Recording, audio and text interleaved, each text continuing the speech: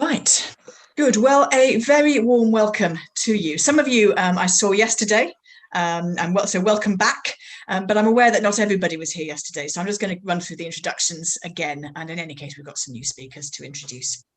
So welcome to our conference from the rising to the setting sun, which is aiming to look at issues relating to Bible and violence in a global context. And we're thrilled that today we have what we're calling our Majority World session.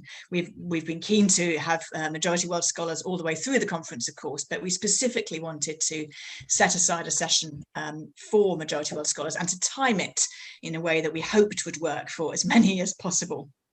I'm just going to say right at the outset that COVID has rather torn a hole in the scheduling for this session. So some of the papers you're expecting you won't be hearing, but we've done a little bit of quick pivoting, and hopefully there will be an interesting set of papers for reflection. Let me just introduce you to the Centre for the Study of Bible and Violence for those who perhaps don't know too much about it yet. So I don't think I introduced myself. My name's Helen Paynter and I'm the founding director of the centre. I set it up a couple of years ago, initially with the objective of considering texts of biblical violence and how we interpret those. But as the centre developed and grew, we extended our focus also into looking at the use and abuse of the Bible in a violent world. And sometimes those issues are very closely related, and sometimes they're a little bit more distant from one another. But we are very proud to be a Christian-focused centre, but we're also proud to dialogue with people of other faiths and of no faith. And one of our core values is of irenic conversation and good listening. And very much looking forward to this session, as all the other sessions, being very much in that spirit. Ashley, who's going to be chairing the meeting, will do the formal introductions. So I'm going to introduce Ashley and very briefly just mention who our speakers are, and then I'll hand over to her shortly after that. So Dr. Ashley Hibbard is one of our research associates. She's also the editor of the Journal for the Study of Bible and Violence, which is a new peer-reviewed open access journal, which we are just getting off the ground, and the inaugural issue will be out hopefully before the end of this year. Maybe even sooner.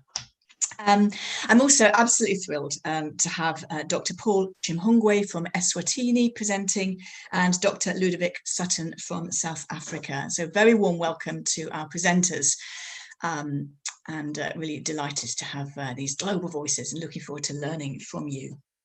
If you are a Twitter user, then please do feel free to live tweet through the conference. We'd be thrilled if you would do that. And I will type the hashtag into the chat box in just a moment, but it's hashtag CSBVCon21. I'll type it in just a moment. Just before we start then, we always begin any session that we run from the centre in this way. We're very aware that the questions that we address, whether they are questions of ancient violence or modern violence, are not simply academic questions, but there are real people on the sharp end of those issues. And so I like us always to begin by just acknowledging and honouring that and honouring them. And the way we're going to do this is I have a candle here which I'm going to light, and I'm going to invite us just to keep silence for about 30 seconds, and then I shall put it just behind me where you'll be able to see it burning through the remainder of the session to help us to remember.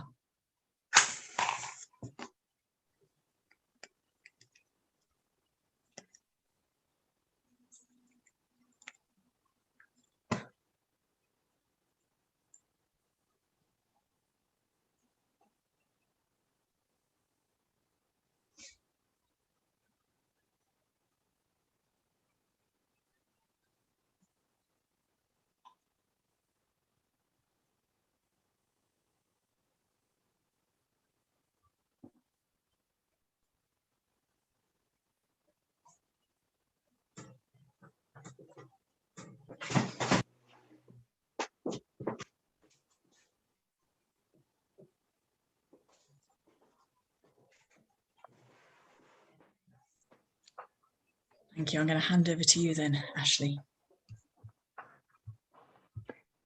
Well, Let me add my very warm welcome to that which Helen has already given.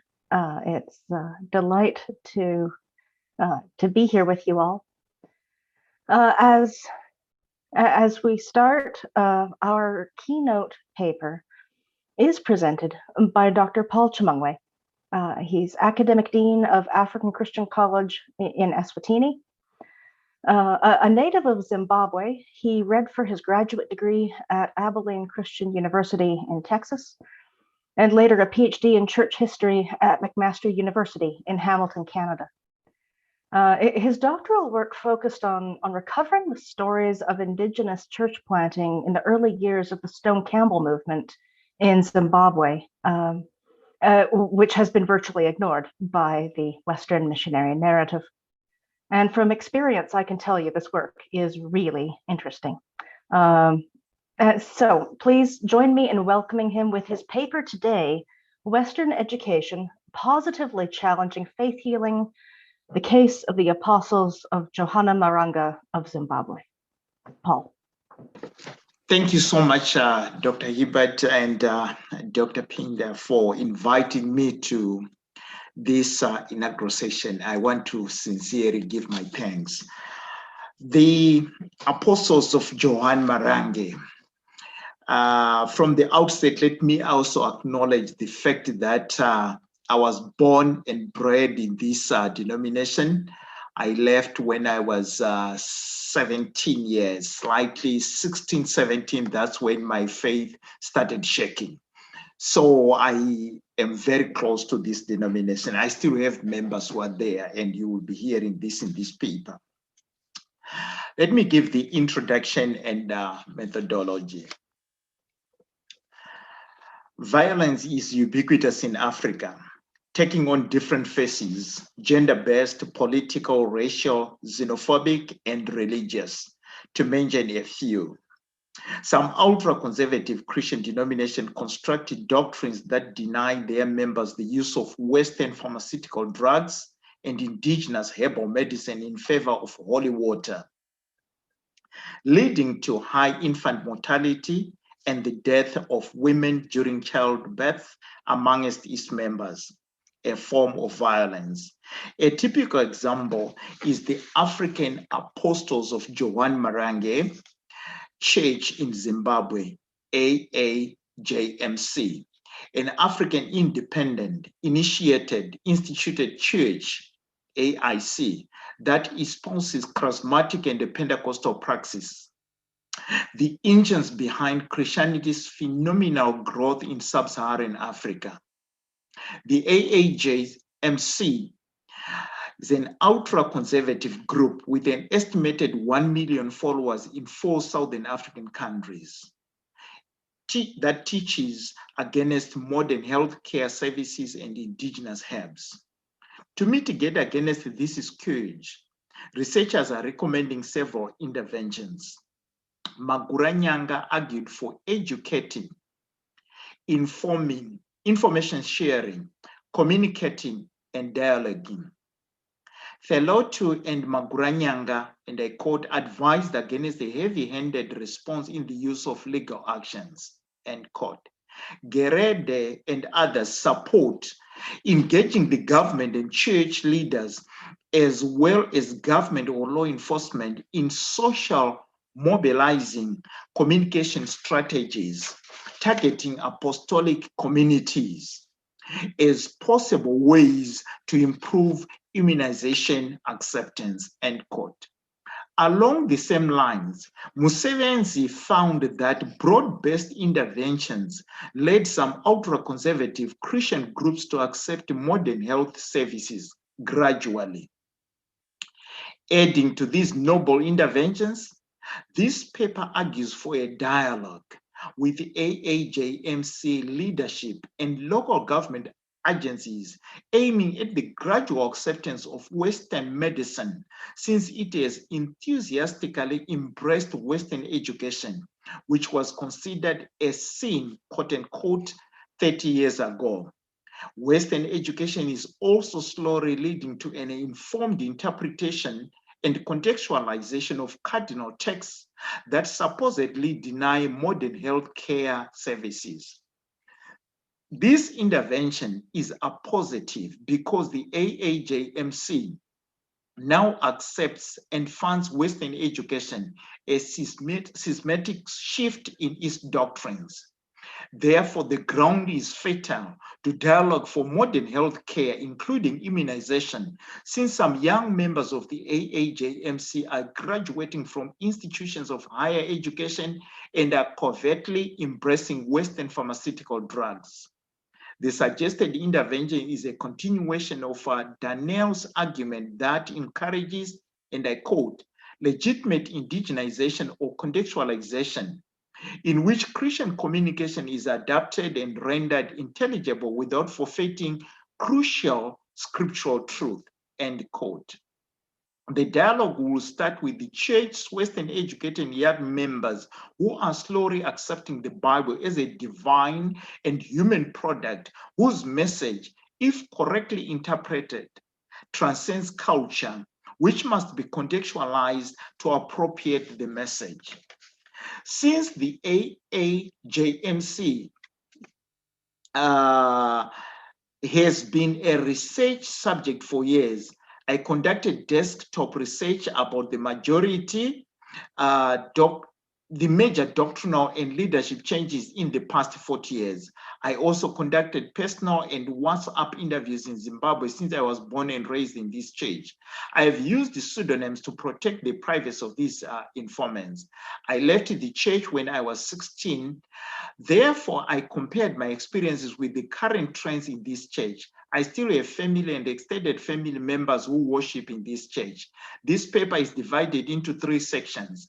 Section 1 chronicles the doctrinal changes that have led to some belief changes in the past 60 years since the death of the founder.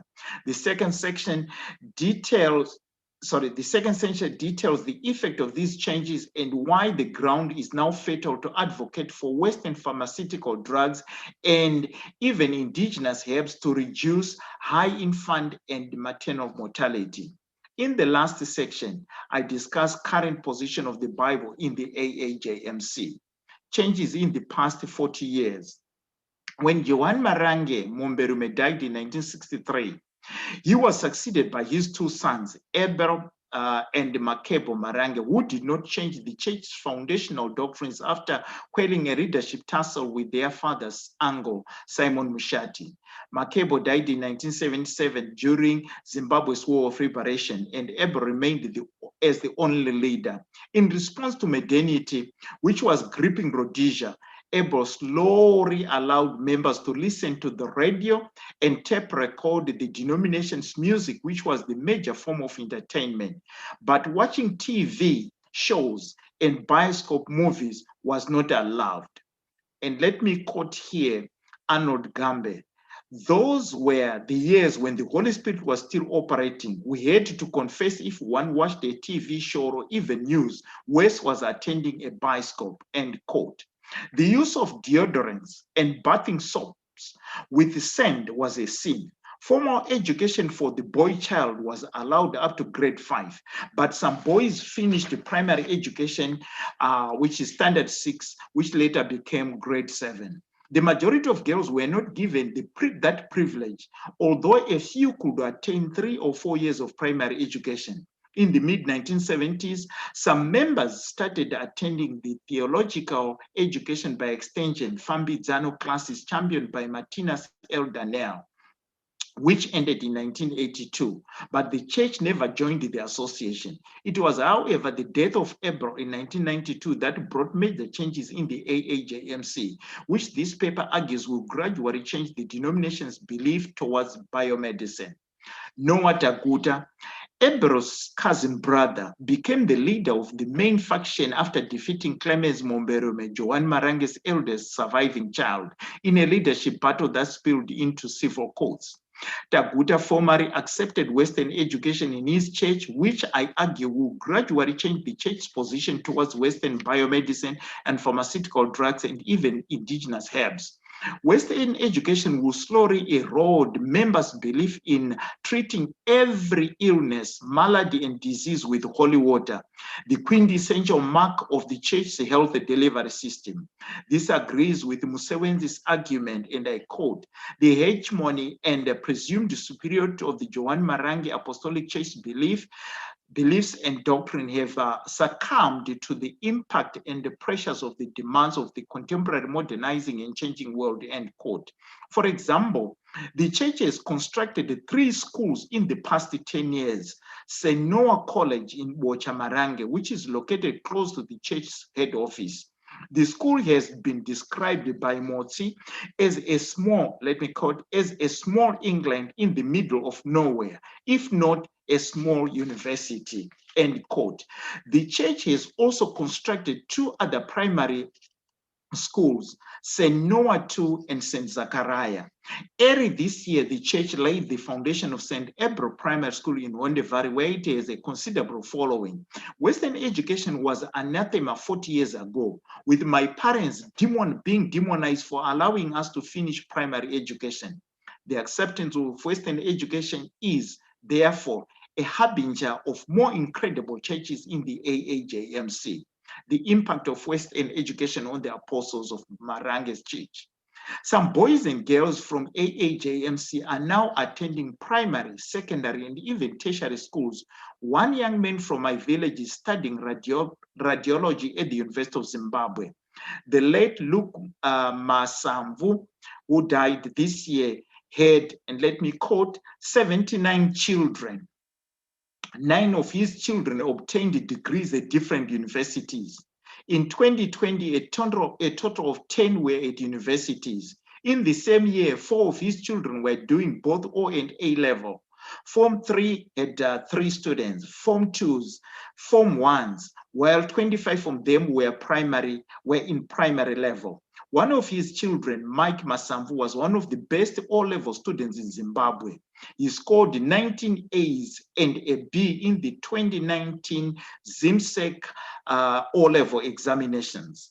Mike's other siblings, Kenneth, wrote 15 subjects and obtained 9 A's and 6 B's, while another one, Kelvin, wrote 10 and passed 6 subjects, end quote. Although this is not representative of every AAJMC family, there has been a shift in doctrines and practice that can be attributed to the acceptance of Western education. Since its genesis, the church had allowed polygamy and sanctions the marriage of underage girls. This iniquity changed in the past 6 years, and some credit this to the young educated members. According to, let me quote here, Murapi David Maboreke, these educated young men and women in our church are now bringing new ideas into the church, into the church. Sorry for that. These educated young men and women in our church are now bringing new ideas into the church, which are slowly being accepted by the high priest Noah. For example, the problem of marrying underage girls, end quote. But I think we need also to give credit to non-governmental organizations and law enforcement agencies. At every Sabbath meeting, one of the congregational leaders, usually an evangelist, reads the headlines, a message from the high priest, which has 6 points. It is more like a riot act. Your children should remain, number 1, your children should remain as faithful members of the church. Number 2, you should love one another. Number 3, you should correct each other in the church. Number 4, no marriage with underage girls. The church will not rescue offenders. Number 5, no members should be involved in politics. Number 6, you should not use WhatsApp or Facebook unless it is a requirement at one's workplace. The encouragement of children to remain in the church is germane to this paper's argument. If these remain faithful and acquire Western education, they become change agents in the AAJMC. Gerede and others found that some members of the apostolic community suggested engaging church leaders as an intervention strategy for accepting Western health system. However, Gerede also found that members trusted a nurse or health worker as an information source rather than a church leader. The assessment showed opportunities for continued health education about the benefits of vaccination. This paper suggested that if the young men and women from the AAJ who are training in health-related fields remain faithful in their church, they will become sources of information on health issues to their fellow church members. Moreover, some of them are slowly filling junior leadership positions, and their influence will cascade down the pews, leading to members to accepting pharmaceutical drugs. Dodzo and others found that, and I quote, the general assertion that apostolic sects refuse health care is incorrect. Quite the opposite. The desire for good health and survival of members and infants is evident. When the AAJ started in 1932, it did not accept health care because it was an African church started by an African for Africans. Its main objective was to satisfy the needs of indigenous Africans. The fruits of Western education are slowly eroding that founding ethos. Hence, Museve's argument that many church members now simply believe and practice two virtually exclusive belief and doctrinal systems, one for the church with some aspects of the system not being followed, and the other for the modern health system premised on belief and behavior change. This has resulted in the dual doctrinal system being followed by Johanne Marange apostolic group members. Although modernity, NGOs, and the government of Zimbabwe deserve credit, Western education is the underlying current, with some of the Western educated members of the AAJ espousing a different understanding of the Bible when compared to the founding fathers. The position of the Bible in this church. Since inception, the apostles of Marange viewed the Bible as a divine document that dropped from heaven, and imitatory hermeneutics reigned supreme. Converts were taught to observe dietary laws in Leviticus 11, and in Western medicine, indigenous herbs, paraphernalia for magic, witchcraft, and sorcery was banned before baptism, imitating the episode in Acts 19:19. They were taught that when one gets sick, they should consult church leaders who will lay their hands on them in obedience to Mark 16:18 and James 5:14. Although these are still central scriptures to teach catechism, some members no longer believe in the literal interpretation. Two informants, John Mboto, a retired biology and chemistry teacher, and Peter Mbure, an accountant and a 2016 graduate of Midland State University, no longer accept the AAJ's imitatory hermeneutics. James Mboto, John Mboto, I caught him here. I think James is not denying the use of pharmaceutical drugs by urging Christians to ask for church leaders to pray for them when they are sick. On the contrary, he is advocating for the use of medicine, wine.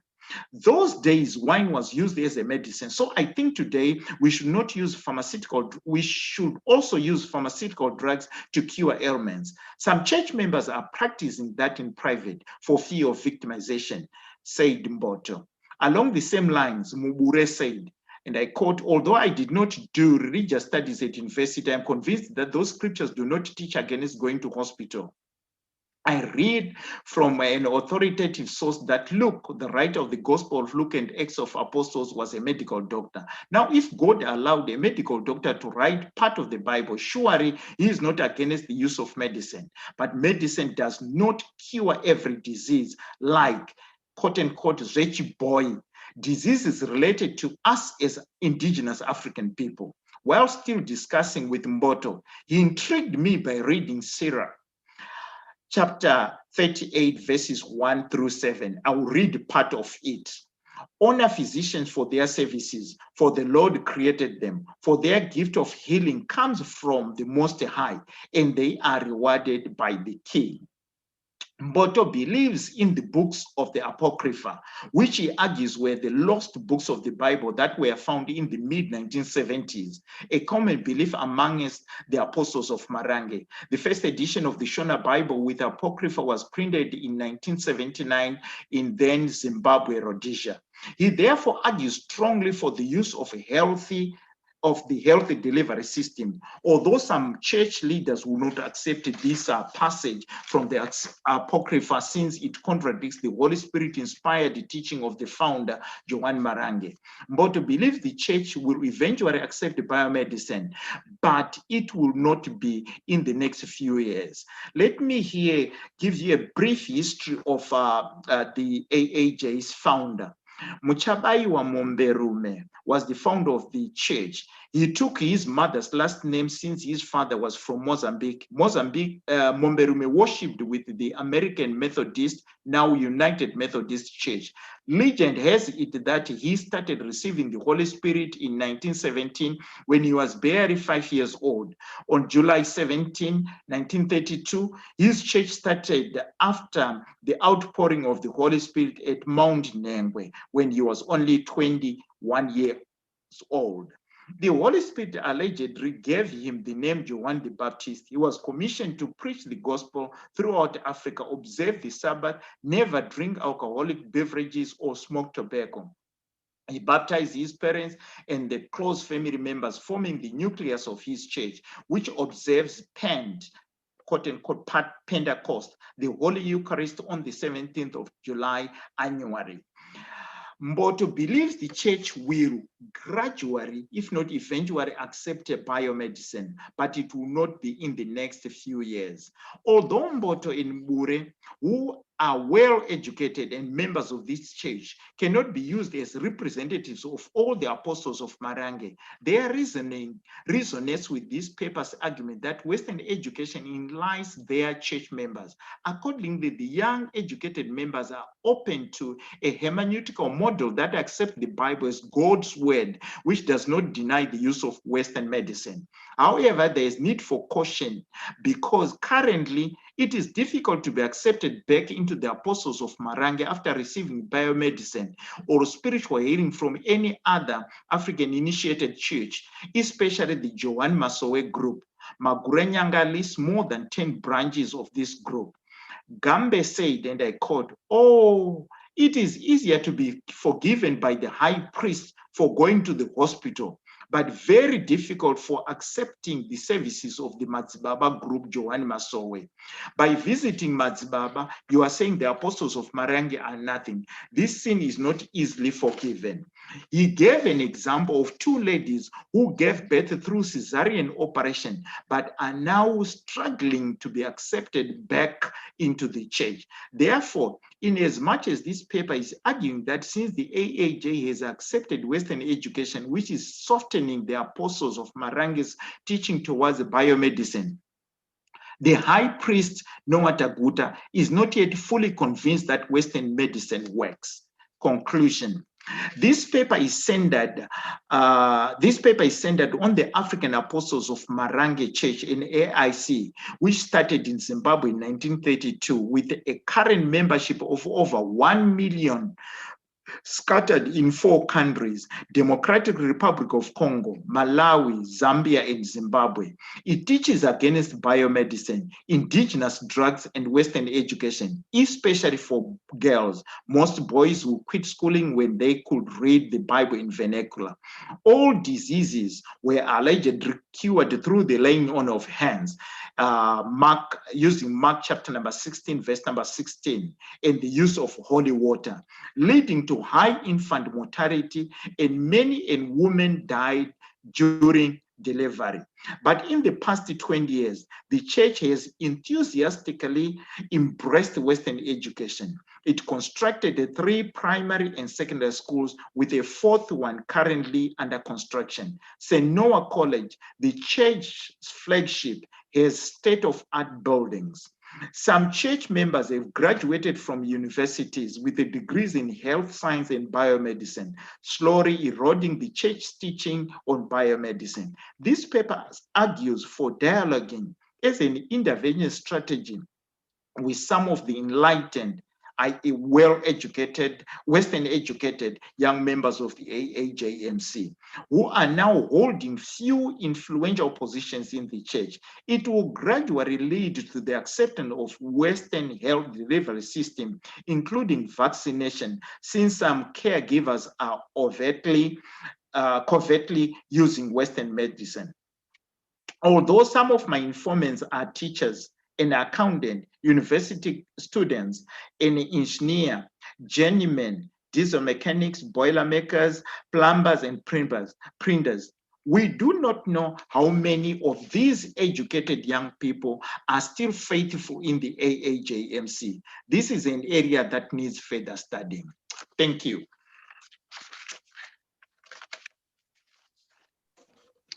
Let's thank Paul.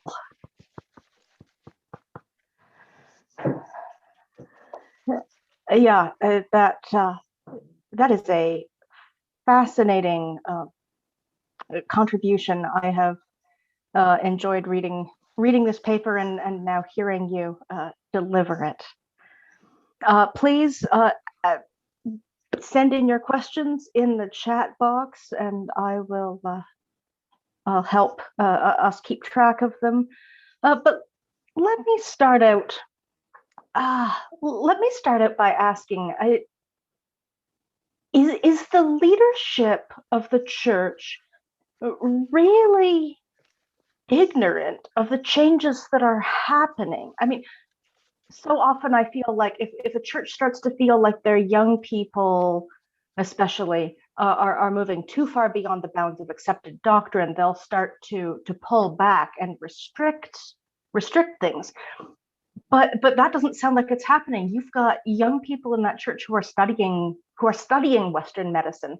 How is that acceptable? Does the leadership see the trajectory? Thank you very much for the question.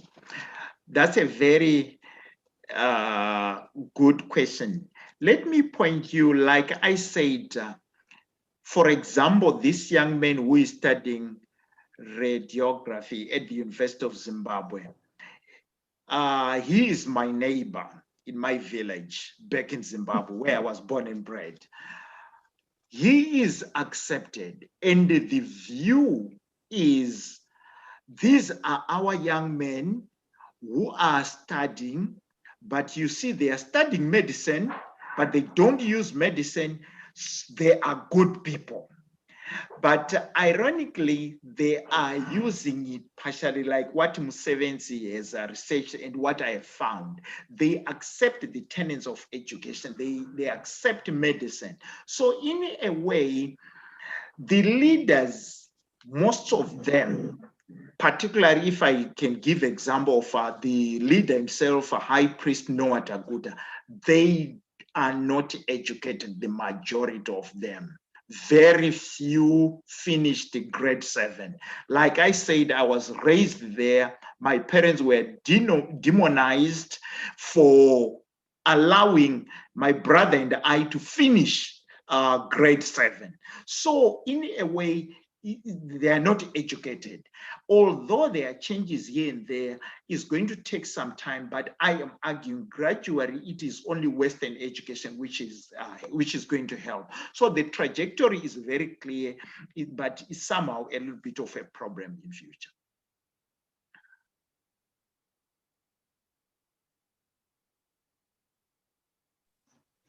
Sorry about that. Yeah, thank you. That's helpful. We've got some good comments rolling in. One question from Brandon Hurlbert that if he doesn't mind, I think I'll expand it a little bit. Is the AAJMC, and perhaps you can reflect more broadly on the issue of African initiated churches as a whole. Are they viewed positively? And or are they viewed as mainstream in their communities, or are they seen as a fringe or Christian group, or as a sect, or as a cult? So specifically for the apostles, and I would ask the question broadly of AIC churches generally. Thank you. Two outstanding people who have done research in this area. Dr. Martinez Daniel, I think he's pretty old at Boston University, although he was born and bred in Zimbabwe. Then Sontuleka, I always struggle to pronounce his name. Initially, when the AICs were starting, they were looked at as sects, they were looked as non-Christian, but things changed in the mid-80s, 1980s, somewhere there, and they started accepting them as Christian organizations, with a few who deny.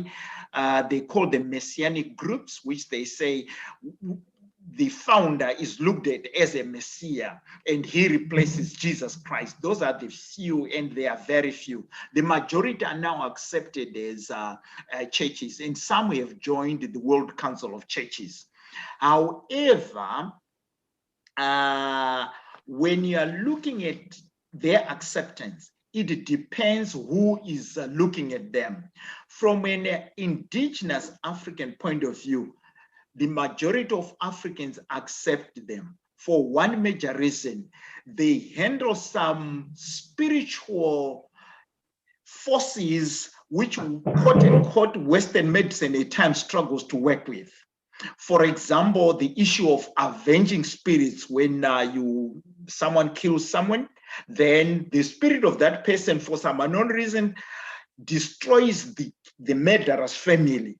And these AICs, they're very good at intervening in those areas. For that reason, you can see some people coming from mainstream churches joining them for those particular reasons. But then there's this aspect of like Western medicine and education, which they don't accept. That's where people run away from them. But they are generally accepted depending on whom you're talking to and where they. And mind you, they have a big following. In Kenya, they even have an organization which is called, if I'm not mistaken, Organization of African Initiated Churches. It's headquartered in Nairobi, and it's very popular because it has these people. So they are somehow accepted, but depending on who views them and who is looking at them. Thank you. That's helpful. A question here from Siobhan, who says, thanks for a really interesting paper. Could you say some more about the power dynamics between the church leaders and the local government that you just sort of touched on early in the narrative? Yes. In the case of Zimbabwe, where this church is very strong, when they gather on the 17th of July every year, even last year in the midst of the pandemic, they gathered. The government simply kept quiet. They allowed them to gather. And last year they had their lowest attendance, I'm told it was about, 20,000 people. Usually they average about 100,000 people when they gather for the Holy Eucharist on the 17th of July. 100,000. Martinez, Daniel, and I have witnessed that. I was there in 2016. They gather. The government is reluctant to enforce the use of medicine on these particular people. Particularly, that's what Museveni and others have argued for. The reason is it's a major political base. Two of our presidents, the late President Mugabe and the current president, have gone there to address them to looking for a political base to get votes. And once the leader, like Noah Taguta, says, vote for the ruling party, that's what everybody is going to do. So they know very well they're going to get, probably in Zimbabwe alone, they estimate that probably there is more than 500,000 people who are members of that church, adults. So if you're going to get those votes, you are close to what you need. So that's the paradigm. Although the government is trying to say you should use Western medicine, but they are also afraid to infringe the power base as far as politics is concerned. I don't know if I've answered the question. That's very helpful. Thank you. Helen asks a question that that was sort of rolling around in my mind. You commented especially about these women who had cesarean sections. You've talked about the high infant mortality rate, and so she's wondering if there are any gender differences in the attitudes of the members about Western medicine. Are the women more in favor? Thank you.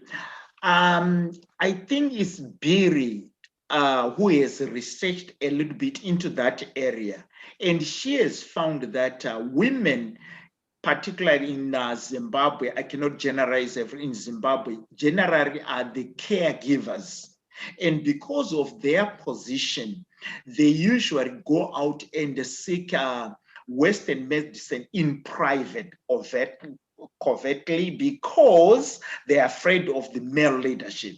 So, for example, when these women who had cesarean section, when they are in labor and they have stayed there for a day or two struggling, they finally say, please take me to the hospital. And at the end of the day, people succumb. But it's difficult to go back to the church. Like this lady whom I know, she had 2 cesarean sections, and it's difficult for her to rejoin the church, yet the husband is forcing. So women, because of that, they favor the use of Western medicine. The same thing with the use of sorry, I'm losing the word here. The use of health delivery system. The women will do that in private to the extent that some go during the night, and research has done that. Museveni has found that some go during the night, some go during the evenings, some go even very early in the morning to get health services. They make arrangement with nurses, and they do that because they're afraid. So women definitely, I don't want to use this word, but probably they are on the receiving end, and they are really feeling the brand of it. Because at the end, men, because they practice polygamy, so if a woman loses a child, the husband say, don't worry, we'll have another baby, because he has probably 4 or 5 wives. So it's not a problem. But for the wife, it's the only baby who has died. So women are really suffering on the side of this thing. Ironically, there are also few of them going into higher education, because although they are now accepting Western education, women are still on the lower side of receiving Western education. And openly, let me tell you, with the education, it opens, Western education, it opens a lot of eyebrows. Wow. And so as kind of a follow-up question to that, what does exclusion from the church look like functionally? And perhaps if you can answer it briefly, what does restoration require? Thank you for that question. When I was working on this, I also said this is probably another paper which I should work on what it means on exclusion and inclusion. This comes from we as indigenous Africans. Let me use myself as an example. When my mother died and my father died, I was not yet married, and I was no longer a member of that church because I had started going to a Bible school. I was training to become a preacher. And I was asked, are you coming back to the church? Because we want everybody to be back in the church. My father is no longer there, and my mother. But as an African, you don't have a time when you say you don't have a father. These are my uncles and my aunts who will take over as my father and my mother. And I can't do most of my major things without them. For example, I can't get married without my uncles doing the Lobora thing, going to take the wife and all that stuff. So if you are excluded now from the church by your relatives, it means your major activities are not going to take place. When you want to get married, who is going to help you? to get married, to do the formalities. When you die, even when you die, you have to have a mother who is going to stand for you. And if you have been excluded, what does that mean? So you are ostracized. You are no longer part of the society. You are no longer part of the family. And because you are no longer part of the family, you are on your own. So you try to come back and come, unless you have been enlightened, like what I did. I stood up and I said to my relatives, I am not coming back, but I will remain respecting you as my fathers and my mothers, but I'm not coming back to this church. And they will accept you. And I'm called a rebel, a heathen, a non-Christian. You are useless. You don't follow us. But they accept me here and there when I come. So that's the whole thing. Readmission then brings you this, you are back into the family, into the fold, into your clan, into your tribe. You are accepted now. But I think that's a very good area. Thanks a lot for asking that. I'm going to do further research on that one. Thank you. Thank you. I so appreciate your passion and your willingness to talk about these issues honestly. I can say as someone who's been a bit of a fish out of water. Occasionally teaching at the school where Paul serves, I benefited so much from him and from his wife and their wisdom in communicating well, or at least not communicating badly. Paul, thank you so much for what you've offered us today. Let's thank Paul and we'll move on. Thank you very much for inviting me.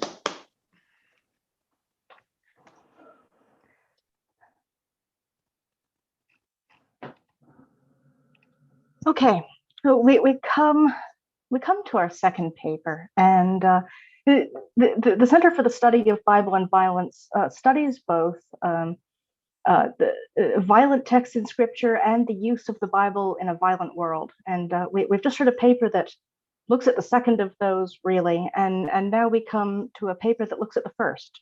And I love the diversity there. Our second paper is presented to us by Dr. Lodewyk Sutton, who is Senior Lecturer in Old Testament at the Faculty of Theology and Religion at the University of the Free State in South Africa. He received his PhD from the University of Pretoria in 2015 with the thesis, A Trilogy of War and Renewed Honor, Psalms 108, 109, and 110 as a literary composition. He serves as a reverend in the Dutch Reformed Church and has done work in Bible translation. And his paper today for us is entitled Honor Through Violence and Justice, Perspectives from Psalm 58. Lodewyk, I turn our time over to you now. Thank you, Ashley. I just want to make sure that the sound is fine and that you can hear me. Can I just quickly share my screen then with you as well? Is it possible just to enable that for me? There we go. All right, ladies and gentlemen, as you've heard, I live in South Africa. And thank you for the honor of presenting this paper here, Ashley and Helen. I really appreciate it. Colleagues, good day, or as we say in Afrikaans, goeiedag julle. Ek hoop het gaan goed. I must first, before I start my paper, I just quickly want to give you some context. Of course, within South Africa, we are 26 years past apartheid, and we still need to deal with a lot of that trauma and injustices. In my own context, I live within Bloemfontein. It's in the center of South Africa, and I work for the University of the Free State. And just at the beginning of the year, again, we had major student protests where violence was exhibited. Students, over 50 students had to be arrested due to the violence. And this is basically a repeat of the 2016 Feast Must Fall. And this again, due to the COVID pandemic, mostly because the government wasn't able to pay out student fees to help the students. You can see there how the students were sitting there protesting, and also there at the gates of our university. Then just about 2 weeks ago, within Bloemfontein, our own municipality is non-functioning, and again, the people of Bloemfontein protested violently due to the municipality's lack of service, and you can see there, and a young child was shot by a shop owner within the protest, and a lot of people again arrested. This is the violence that I only experienced within this year that was quite close to myself. And then, of course, dealing with the history of my own country.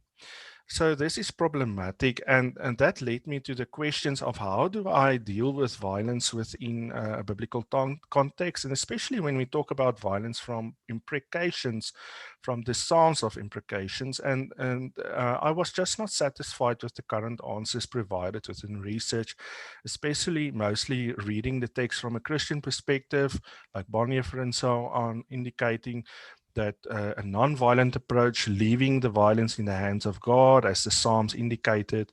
But that is not the context of the Psalms. What was the context of the Psalms, and what was the purpose of them? And that is what led me further, as I am in research of war in ancient Near Eastern studies. So I research war. I started to focus on post-war rituals, and this is from that focus that I started to read the imprecatory Psalms and the paper that I present to you then today. So let's continue then with the paper. It's quite lengthy, so good luck to you also.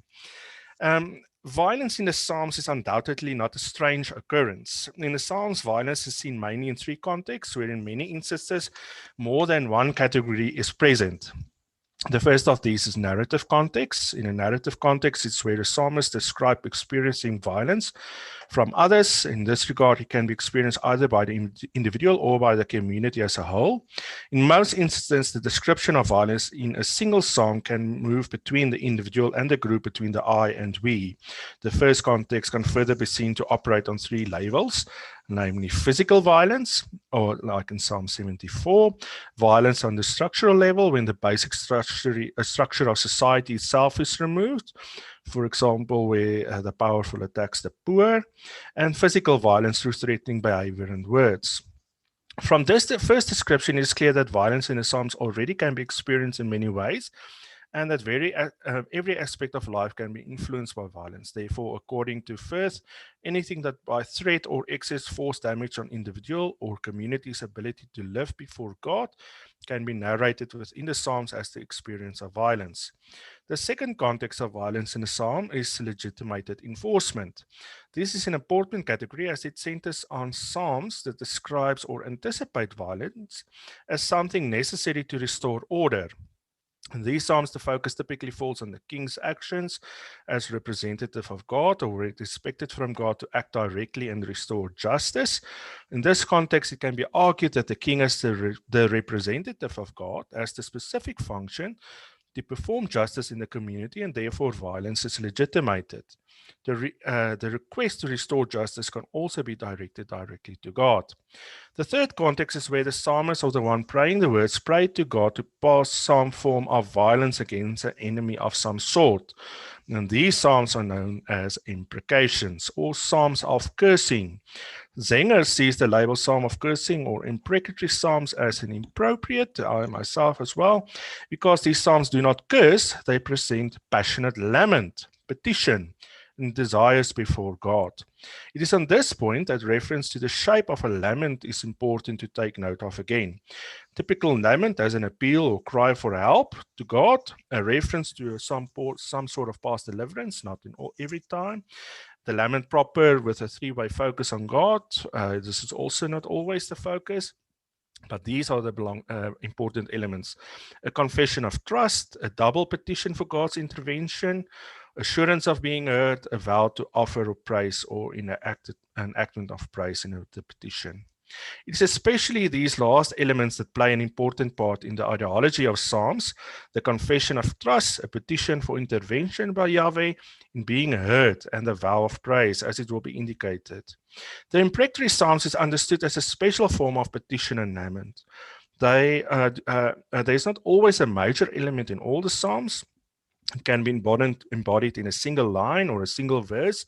in many of these songs. This element of imprecation or passionate lament is in many instances ignored, or rather the focus in lament is rather on the elements of confession of trust. People try to ignore reading these psalms, the intervention on the praise of Yahweh, so that people mostly focus on the praise element and then leave the imprecations out.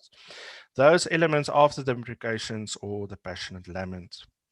The scholar Philaniwe has already indicated in uncertainty of hearing and a study of change of mood, an important publication of how mood changes within the psalm, and this was taken further by the researcher Ian Con Kim. He employed a traditional historical approach, asserting that the key to the question of what caused the shift of mood in the lament psalms can be found in the holy war tradition of Israel. Kim cites Psalm 3 in particular as an example and points out that here that we find war language in key places immediately before the occurrence of transition to confidence. He concludes that it is the faith rooted in holy war traditions that carries the psalms over to the obstacles that have been deployed against them. In 1999, Kim produced an article, Holy War Ideology, and the rapid shift of mood. In this article indicated 3 motivations for the rapid shift of mood in the lament psalms. Firstly, efficient use of military terminology, as often in the case in the lament psalms, where the extensive war imagery figures prominently as one of their figures. Secondly, the appropriate placement of the holy war ideologies. And thirdly, the enemies of the lamenter as are identified with Yahweh's enemies. Kim already indicated at the end of that publication the importance of a canonical understanding of the ideology of Yahweh as a warrior throughout the Old Testament and the Psalms. This theme echoes in the work of Bruggeman, where Yahweh is described in terms of a warrior, king, and a judge, and also in David Firth's understanding on the hermeneutics of the imprecatory Psalms, where Yahweh has to restore justice. Now, taking this into account, considering that the final shape of the Psalter took place in the Second Temple period after 515 BCE, after the Babylonian exile, the post-war reality of the Psalter should not be ignored. The outcome, consequences, and trauma of war was still a reality, and therefore the importance of the ideology promoted by the final redaction and shaping of the Psalter to become words of encouragement and hope to a community in turmoil, a community come to grips with a new life situation. So this is very important for our section. So I'm going to skip a section here and go to, now, if we say we're working with post-war language, we first need to understand war language. So war language can be understood as metaphors concerning warfare in many instances, but it plays an important function on the impact on the conceptualization of war in the ancient Near East context and Mediterranean context. Warfare language or military language metaphors is not a strange occurrence within the Old Testament. The imagery can communicate anything from attack, protection, imprisonment, to defeat, victory, or domination. Most of the imagery or the metaphors establish either honor or shame for God, a specific person, individual, or group. Honor is mostly portrayed within the military protection imagery. The king, with this imagery, typically represents the nation or the group. When one is studying Old Testament wisdom, poetry, and writings, Keller is one of the opinion that ancient warfare imagery consists both out of the practical and the ideological aspects of warfare. Within the practical level, the imagery is concerned with the implements of warfare, namely the weaponry and armory. Within the practical elements and the ideological aspects, one can identify 3 groups of warfare and symbols. This is the soldiers, divine imagery, the experiences of warfare, and again the weaponry, but this is now on a metaphorical level. So that is war language, just a basic introduction. Let us go then to the war language of a post-war context. This is after war. For many, the end of the battle is not the end of the hardship or the trauma. After a battle or war is finished, the victors have the opportunity to take what is now theirs, and those who are defeated experience defeat, domination, and humiliation at the hands of their oppressor and capturer. The outcome or results of a battle can in the ancient Near East understood as in terms of flight, plundering, humiliation, uberstride, extermination of enemies, political and religious results of conquest, responses to defeat, and conflicted memories. Taking these outcomes of battle then into consideration, it's not strange that the dominant language of a post-war context is that of defeat and domination. Defeat and domination are conceptions with the ideological aspects of warfare, in where warfare to be defeated is to be shamed, and if one defeats another, the group or nation gains honor. Now, out of this, in that context of post-war context and the humiliation suffered within that context, certain rituals also start to develop to reintegrate people back into a community after war, or how to deal with the trauma in the ancient Near East, or to further shame them. In this regard, an important topic of the outcome of war is then these post-war rituals.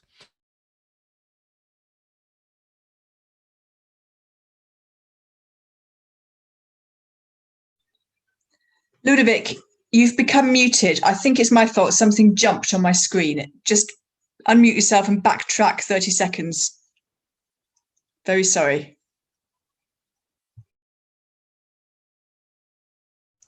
There we go. Can you hear me now? Great. Okay, I'm gonna start again with. So we talked about war language. We talked about post-war language, and now we talked about post-war rituals and the value of these rituals. And I was just a bit busy mentioning the typical post-war rituals that are used to integrate and help people after the war. Purification of warriors, appropriation of booty, construction of memorials and monuments, celebration and processions. Typically we see those. And then an interesting one, laments. And we find these throughout the Old Testament. But an important element is laments that the reach is typically made within when it comes to laments is that people identify and say when it comes to laments within the Psalms or in text, it says, no, we're just looking at certain sections of the laments and say, oh, these were probably also used as part of post-war rituals. There, I don't agree. I think in many cases, the laments themselves, part as within the final redaction of the Psalter, was used to help people to cope with the trauma, and especially the imprecatory psalms, as these psalms expressed passionate lament, voiced emotion, and extreme stress, and how to cope with and to deal with that. So it's from that perspective then that we go further. There's a section on honor and shame. That I can describe to describe the theory behind it. Just for interest's sake, how much time do I have left? Because that will determine if I want to read this section as well. If I can just get an indication. Yeah, you've got plenty of time, at least 15 minutes. Okay, I think let's skip this so that we have more time on the psalm itself. So some of the rituals will become apparent within the description of honor when we read the text. I'm quickly going to read just the Psalm 58 then as well. This is a direct translation that I made for the music master on the theme or the song "Do Not Destroy" for David and Miktam, for David and Miktam. Do you indeed speak righteous to your gods, or silence right? Do you do justice first restitute among the children of humanity? In your very hearts you are dishonest. Your hands deal out violence on the earth. The wicked are perverse from the womb. Those who speak lies go astray from their birth, from the womb onward. Your poison is like that of a serpent, like that of a deaf crow or adder that closes its ears, so that she may not hear the voice of the snake charmer, that of the clever chanter of incantations. O God, break their teeth in their mouth. You can hear now the imprecatory language. Crush the teeth of the young lions, Yahweh. Let them vanish like water that run off. When he shoots his arrows, let them sink down, or it can also be translated like grass that is trodden, let them wither. Like the snail that dissolves into slime, or a miscarriage. like the miscarriage of a woman that never sees the sun. Before they can put thorns like a briar, whether green or ablaze, may thee be swept away. The righteous will rejoice, for he sees vengeance, or retribution, when he bathes his feet in the blood of the wicked. And then the people will say, indeed, righteousness bears fruit. Surely there is a God who does justice on earth. I've put up this structure of the psalm, so you can follow it while I read. According to Maria in Psalm 58, the leaders are accused that they do not execute their duties in righteous and with fairness. They have abused the power they had due to the fact that they were in a position of leadership. It has not been used for the benefit of the nation, but for their own personal benefit. They ponder on all kinds of unrighteousness in their hearts, resulting in violence and injustice in the land. Thus, their outer corruption is the consequences of their inner corruption. This violence and injustice was the product of the hands of the leaders. They carried the responsibility for it themselves. The part of Psalm 58 describes an untenable situation in the land in which the righteous suffers due to the corruption, what was the order of the day among the wicked rulers. The rulers who are referred to in verses 2 to 3 belong to this class of people. Their wicked actions come with them from the womb. It is a lifestyle. They are wicked in totality of their existence, from the heart, in their thoughts, to their hands, in their deeds. They are liars, whose words are as fatal as the poison of a snake. Verses 2 to 3 specifically describe how the honor of the righteous is taken away by the unjust by keeping silent or not doing anything. In verse 3, there is a metaphor of totality where what the unjust are thinking in their hearts and what they do with their hands describe them as being dishonest and violent. Honor is being destroyed, is being destroyed in two ways, by injustice and by violence. The nature of the violence of those who are wicked is further described in the imagery of verses 4 to 6. They have always been this way. From their birth and thereafter, it confirms that they have always been like this. They therefore never represented justice. The lies again confirm the absence of justice, where in verse 5 uses the imagery of the serpent and the ears that do not listen, showing that they ignore their responsibility to justice.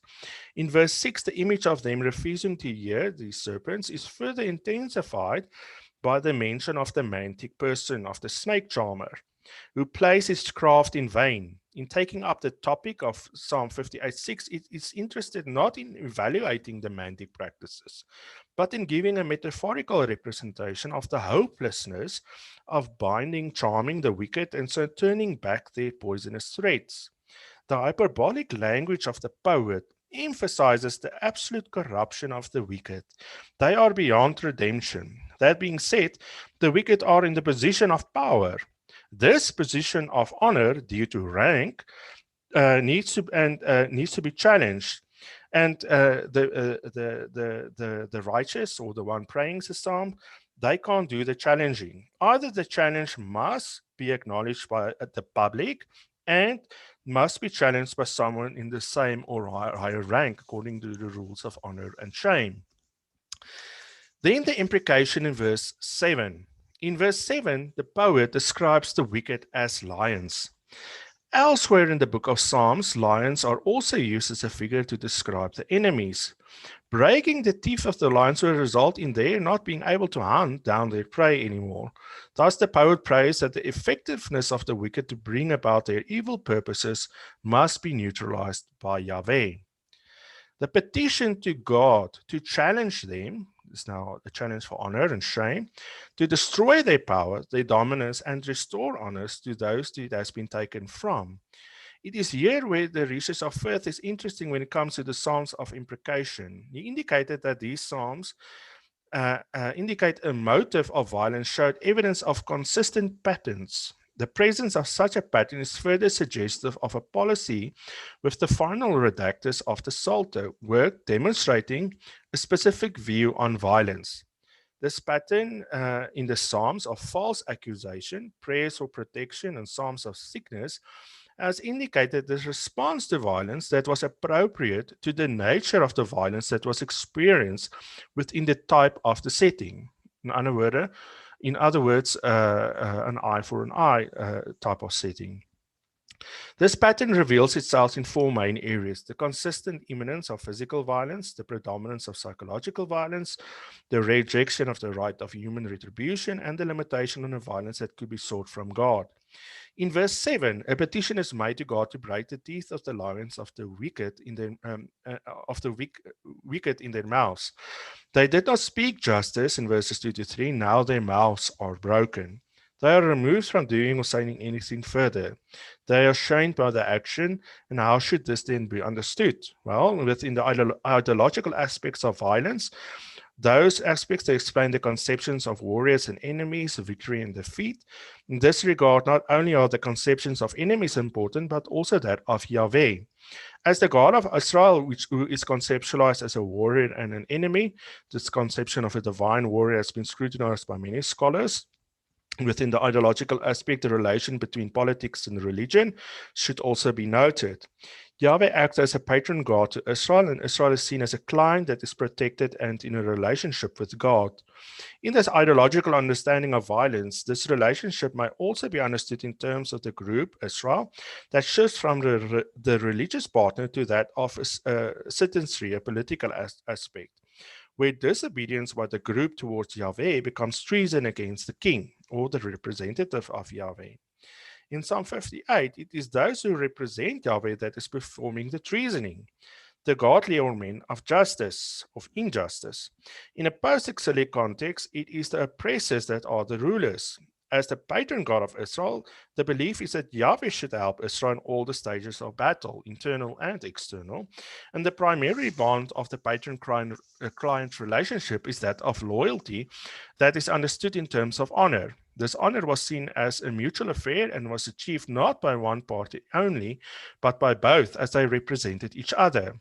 The purpose of the relationship was to keep divine order in the cosmos and known world. The relationship was thus threatened by disorder, chaos, enemies, in Psalm 58, the wicked or unjust.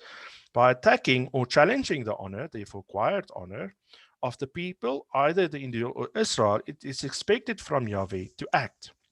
At this point in a battle, Yahweh is in battle with Israel and not with the other nations or their gods that he is using to fight against Israel. Yahweh's honor has already been challenged and shaped by the acts of Israel, and therefore using the other nations to defeat Israel, the exile, and strengthening and emphasizing the shame Israel has brought over Israel through their acts of disobedience before the exile. Now, to further explain this point, one needs to understand the significance of victory and defeat in the warfare imagery. The victory and defeat in the context of violence must be understood in relation to honor and shame again. To be the victor is to enhance the victorious king and nation's honor, acquired honor, while to be defeated is to be shamed. The victor also enhances the honor of the deity of the victorious nation, and shame is brought over the deity of the defeated nation. Defeat can be experienced on an individual level in war by a soldier or a citizen as part of the army, nation, or group, or on social communal level. As ideological aspects of warfare, victory and defeat that are evaluated in terms of honor and shame, and who has won the challenge of honor, provide a rhetorical function in the text to indicate where power and domination truly rest. The purpose of domination is to have power and therefore realize when the other person or group is subjected to one's control, so that the victor has power over their very existence as well as their possessions. The victor in battle would want to ensure and enforce the knowledge to all honor, power, and domination resides with him, and therefore he uses the time after the outcome of the battle to make sure that all honor and status of the defeated is destroyed. These challenges to acquire honor were accomplished mainly through the certain post-war rituals that we've already mentioned. These injustices against the people of God can firstly be understood on a social communal level before the exile, and secondly due to the post-exilic context due to the battle and now the post-war rituals that are further performed. The lament, and in the case of Psalm 58, the passionate lament or imprecatory lament, is the result of the shaming injustice, where the people express their pain, hardship, and shaming by those who are now supposed to be performing justice, either their own leadership or under the foreign leadership.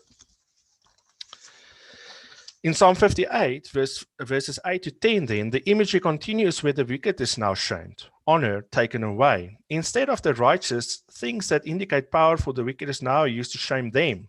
Water is often used in the Psalms as a symbol of the problems and trouble that threaten to overwhelm the righteous. And here in Psalm 58, the image of water is literally turned on its head.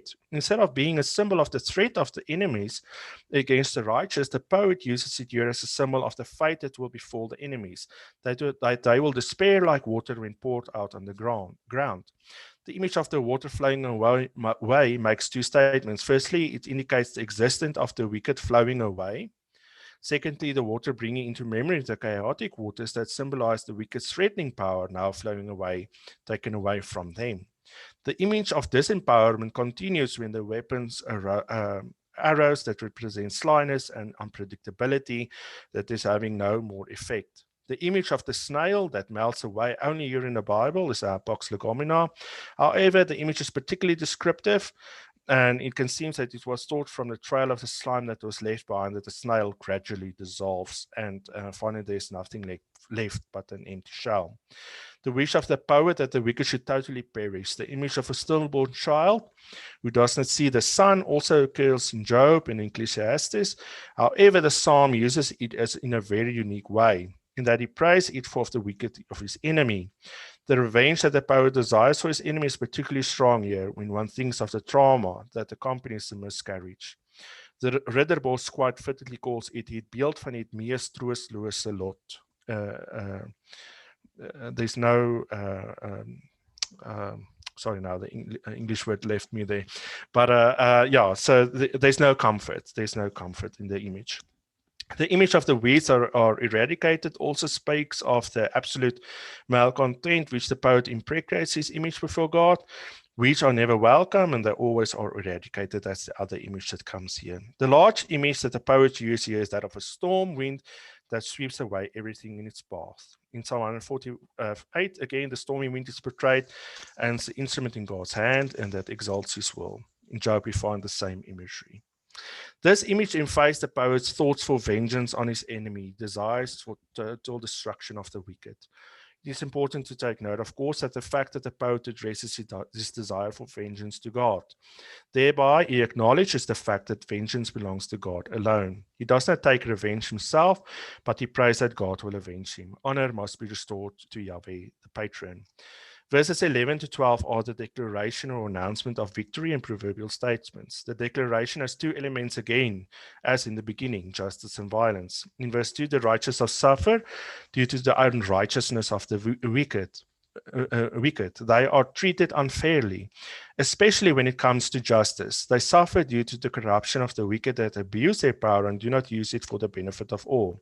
In verses 11 to 12, the situation is turned around. Here, the righteous does not suffer anymore. They rejoice. The joy is the result of the retribution against the wicked.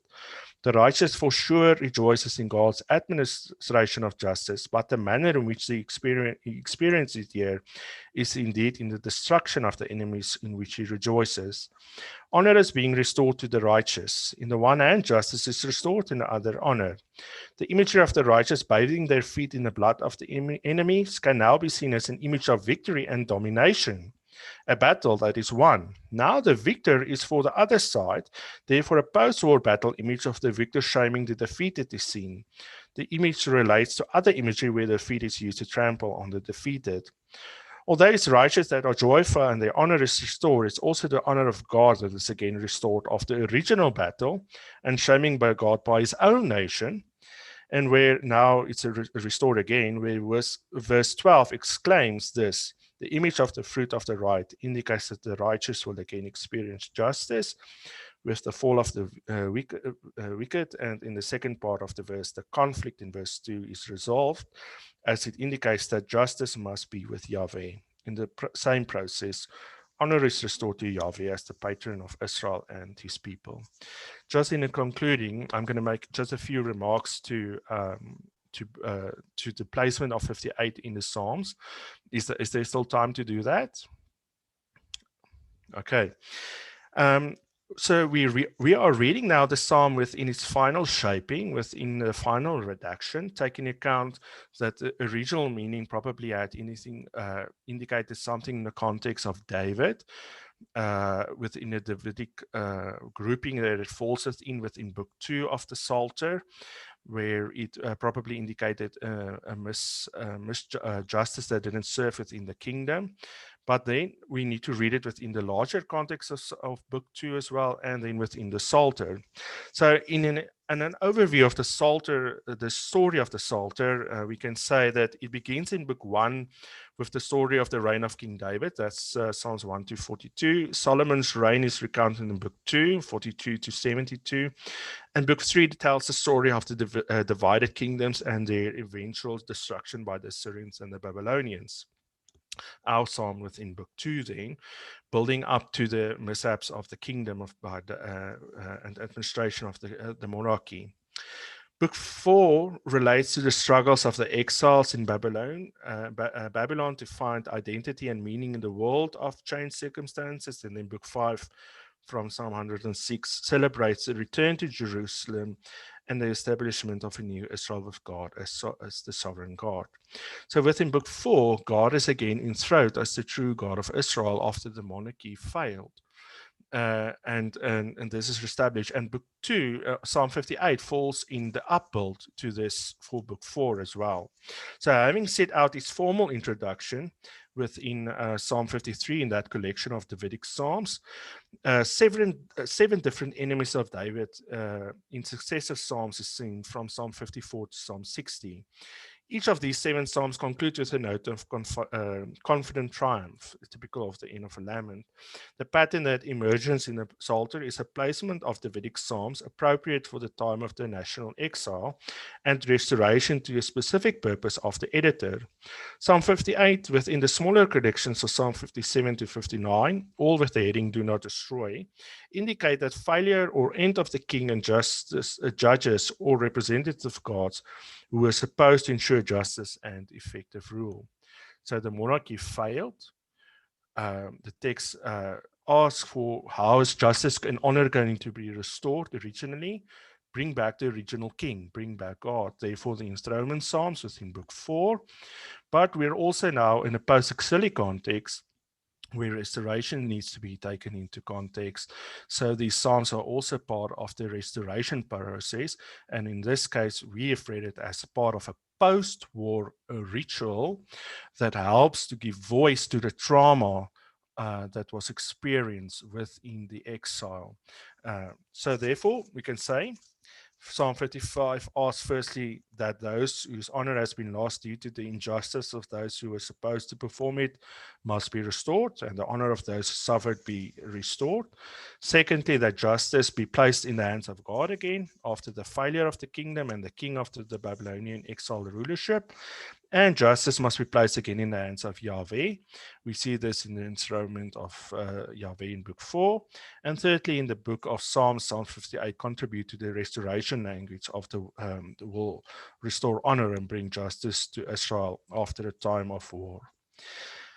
I have then another 10 pages to continue, basically to continue to explain within trauma theory how this psalm relates in helping people to voice their trauma and to express and using this type of language as part of a ritual to give voice, to restore, and to cope again with further life experiences. But I think let's stop there. I think this is at the end where I need to come with the imprecatory language, to understand it within the context of the Psalter as part of restorative language, not only as the imprecations, people cursing other people and then saying, oh, from out the New Testament, we can say this is not a constructive language, but rather saying within a post-war context, this language is very much needed to help people that experience violence, to give voice to violence, to help them with their trauma and to come to a road of recovery. Thank you. Let's thank Lodewyk for this wonderful paper. Thank you very much. Yeah, once again, please. Oh, good. We do have questions starting to roll in. Yeah, keep them coming. Yeah, I'll start with a question here that's very similar to the one I was thinking of. Kristen says, thank you very much for this paper. I'm wondering if you've thought at all about how issues of honor and shame are at play with violence and the ongoing attempts to deal with trauma in your country's own context. Yeah. I'm still unmuted. Eh? Yeah. Yeah, I think this is precisely the reason where I started to do research within war language, is to give voice to that experiences. I think it is a question in reality where we need to deal with parties involved within the context within South Africa, within different races, and how each of these races experience the trauma within apartheid, and how now again on different levels again there is new oppression, because we are still dealing with honor and shame issues where people in apartheid was truly shamed and marginalized and violent. Well, you all know the history of the violence that took place as well. But now we are also in a situation where not much has happened in the context of restoration. The question, the outcome of the honor and shame challenges is to, within the post-war context, is to bring restoration. Now, the context still, and that's where you saw the imagery at the beginning of the slide, is that we are dealing with the rich getting still richer. And I don't want to connect the rich with a specific group or race or a government party or anything in that context, because the problem is the marginalized, the poor, that is the largest section of South Africa, is still experiencing the same context as what they experienced about 20, 30 years back. Maybe not in a violent way, but now it is on a new different, not on a physical violent way necessarily, but we are talking about experiencing psychological violence and further breakdown of their mental capability and understanding of their context. And I think this is where we are now struggling with this. So it's we need to deal with honor that was taken away 30 years ago, restoring that honor. But now we've got new issues where honor is also on a psychological level, where we thought that the people were supposed to, the judges, those who are supposed to bring justice, is not supporting justice. And this is a new trauma again. So we are dealing now with two major traumas, and you can see the result of it within the pictures that I showed at the beginning. Students protesting because it was promised that they will have education. Now they don't get free education. There's no support for them. Municipalities that are failing because there's no money. Money that is used is going to corruption, and people are literally dying of water. We sit with days without water, we sit days without electricity, and that is even within established neighborhoods. So we can't just say, oh no, it's just certain people that's being affected by this. It is everybody that's being affected by this. Sorry, that's a long answer. But it's very helpful to understanding the importance of this psalm, and it makes me wonder if perhaps it's yet another good example of why ignoring imprecatory psalms in the lectionary has been unwise, unhelpful. Yeah. I think we have time for one more question. Asked. Sorry, I can't hear you.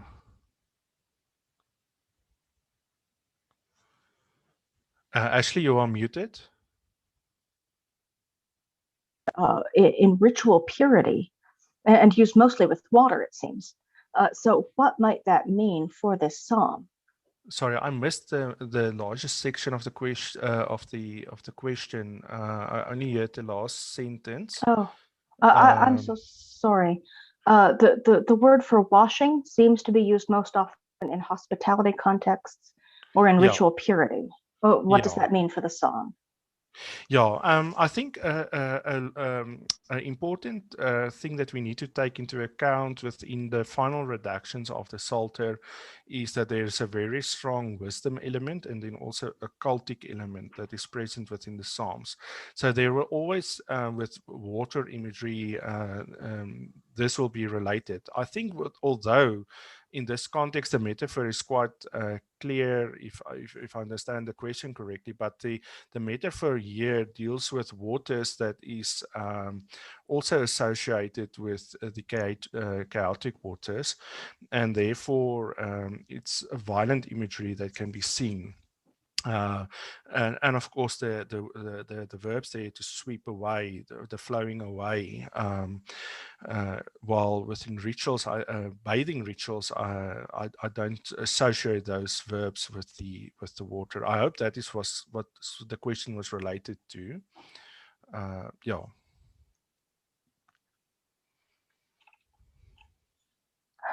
So it's part of the destruction of the enemies in this case, and not as much as within piety language, within cultic context. That's helpful. Thank you. I think that's all the questions we have time for at the moment. Although I think at the very end we're going to have a few minutes to sort of open up the table to any questions.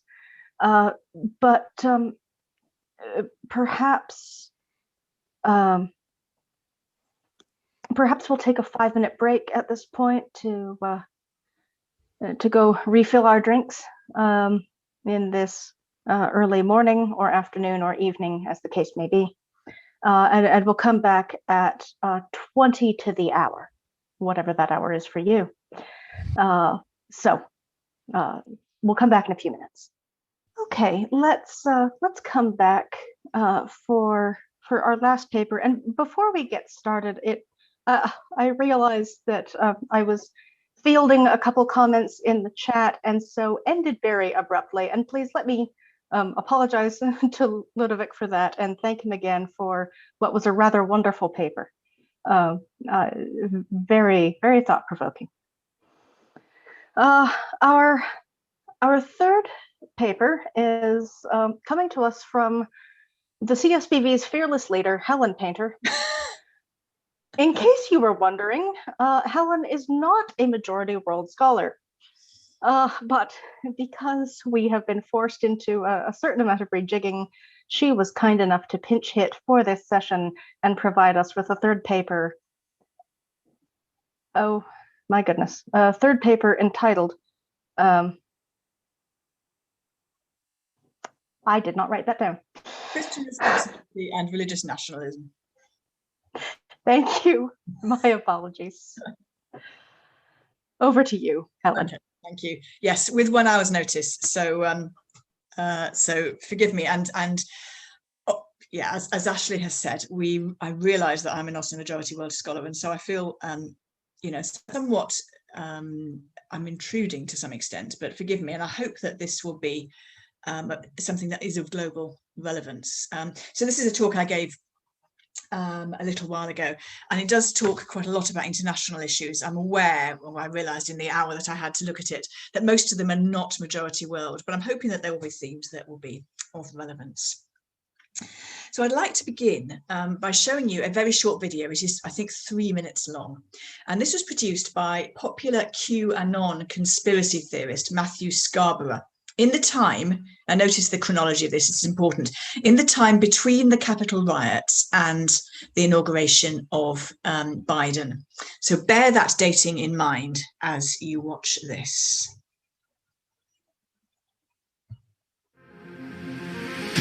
The time for excuses is over. Now is the time for strength. If you want peace, you must stand strong at all times. The time for empty talk is over. Now arrives the hour of action. Today, you end one chapter, but you are about to begin the greatest adventure of your life. January 20th will be remembered as the day the people became the rulers of this nation again. If the righteous many do not confront the wicked few, then evil will triumph. You came by the tens of millions to become part of a historic movement, the likes of which the world has never seen before. Now we are calling for a great reawakening. When decent people and nations become bystanders to history, the forces of destruction only gather power and strength. This American carnage stops right here and stops right now. Do not underestimate us and do not try us. This would be a fatal miscalculation. Is not which party controls our government, but whether our government is controlled by the people. There should be no fear. We are protected. We will be protected by God. I know that each of you will be a warrior for the truth, will be a warrior for our country and for your family. I know that each of you will do what is right, not what is the easy way. Our answer will be a rebirth of devotion to defeat the enemies of humanity. This is a very different administration.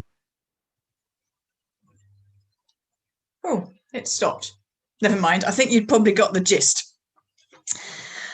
You'll have noticed, I think, the mingling of political and religious themes with both explicit and implicit reference to the Bible. And these include narratives of righteousness and peace, courage and strength against impending evil, holy war, revival, and rebirth. The film's use of imagery and language evokes recollections of scriptural texts to cosmic eschatological battle, a theme dear to the hearts of many white American evangelicals. Such texts speak of the final battle between good and evil, of the dragon and the beast who will wage war against the Lamb, that is Jesus and his saints. And so in the world portrayed by this video, there's a polarization into the wicked few, Democrats and liberals, described as forces of destruction and bringers of carnage, and the righteous many, the warriors for the truth, mainly white Trump supporters with particular care to highlight happy nuclear families. Terrifying as this film is, it is by no means unique. You may have heard, let me hope the PowerPoint hasn't frozen. PowerPoint has frozen, bear with me. You may have heard about how Mike Pence misquoted the book of Hebrews. Let me try and reshare my screen.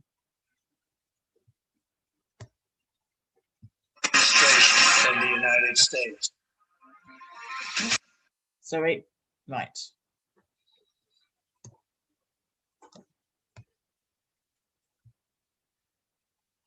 Okay.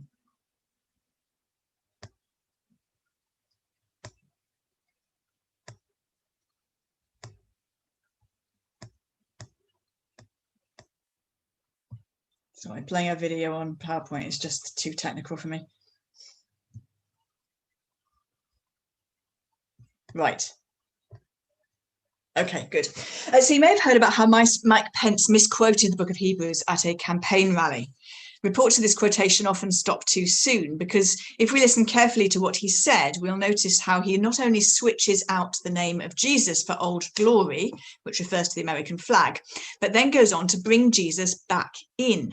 In other words, he's implying that worship of the Lord and worship of the flag of the American nation are the same. This is what he says. Let's run the race marked out for us. Let's fix our eyes on Old Glory and all she represents. Let's fix our eyes on this land of heroes and let their courage inspire. Let's fix our eyes on the author and perfecter of our faith and freedom, and never forget that where the Spirit of the Lord is, there is freedom. In the highly choreographed setting of a campaign rally and in the mouth of a self-avowed church-going evangelical, this is no accidental misspeak. And such Christian nationalism is seen at grassroots level too. I'm hoping here now I've got 3 screen grabs from social media, selected to show the tight association in many American minds between patriotism and God. Ah, there's it. That was the quotation I was looking for from Mike Pence, but I've read that to you now. Here we go. So this one makes a blasphemous association between the sacrificial love of Jesus Christ crucified, the American flag, and the gun. This is a screen grab taken during Trump's presidency in response to his bout with COVID-19. Notice the religious, almost messianic language being used of Trump. Notice the capitalized pronouns used to describe him. Notice how MAGA and Amen are symmetrically arranged, flanking the American flag. But easy as it is sometimes to lob verbal grenades across the Atlantic, this phenomenon is not confined to the USA. In recent years, we've been seeing an alarming rise of far-right nationalism sweeping across many parts of the world too. Some of these nationalist parties are operating at the political fringe, but others have become mainstream parties, and some have even been elected to power. Key to the rhetoric of many of these movements is the idea of restoring a Christian nation. And this is accompanied by an alarming commingling of religious and national language.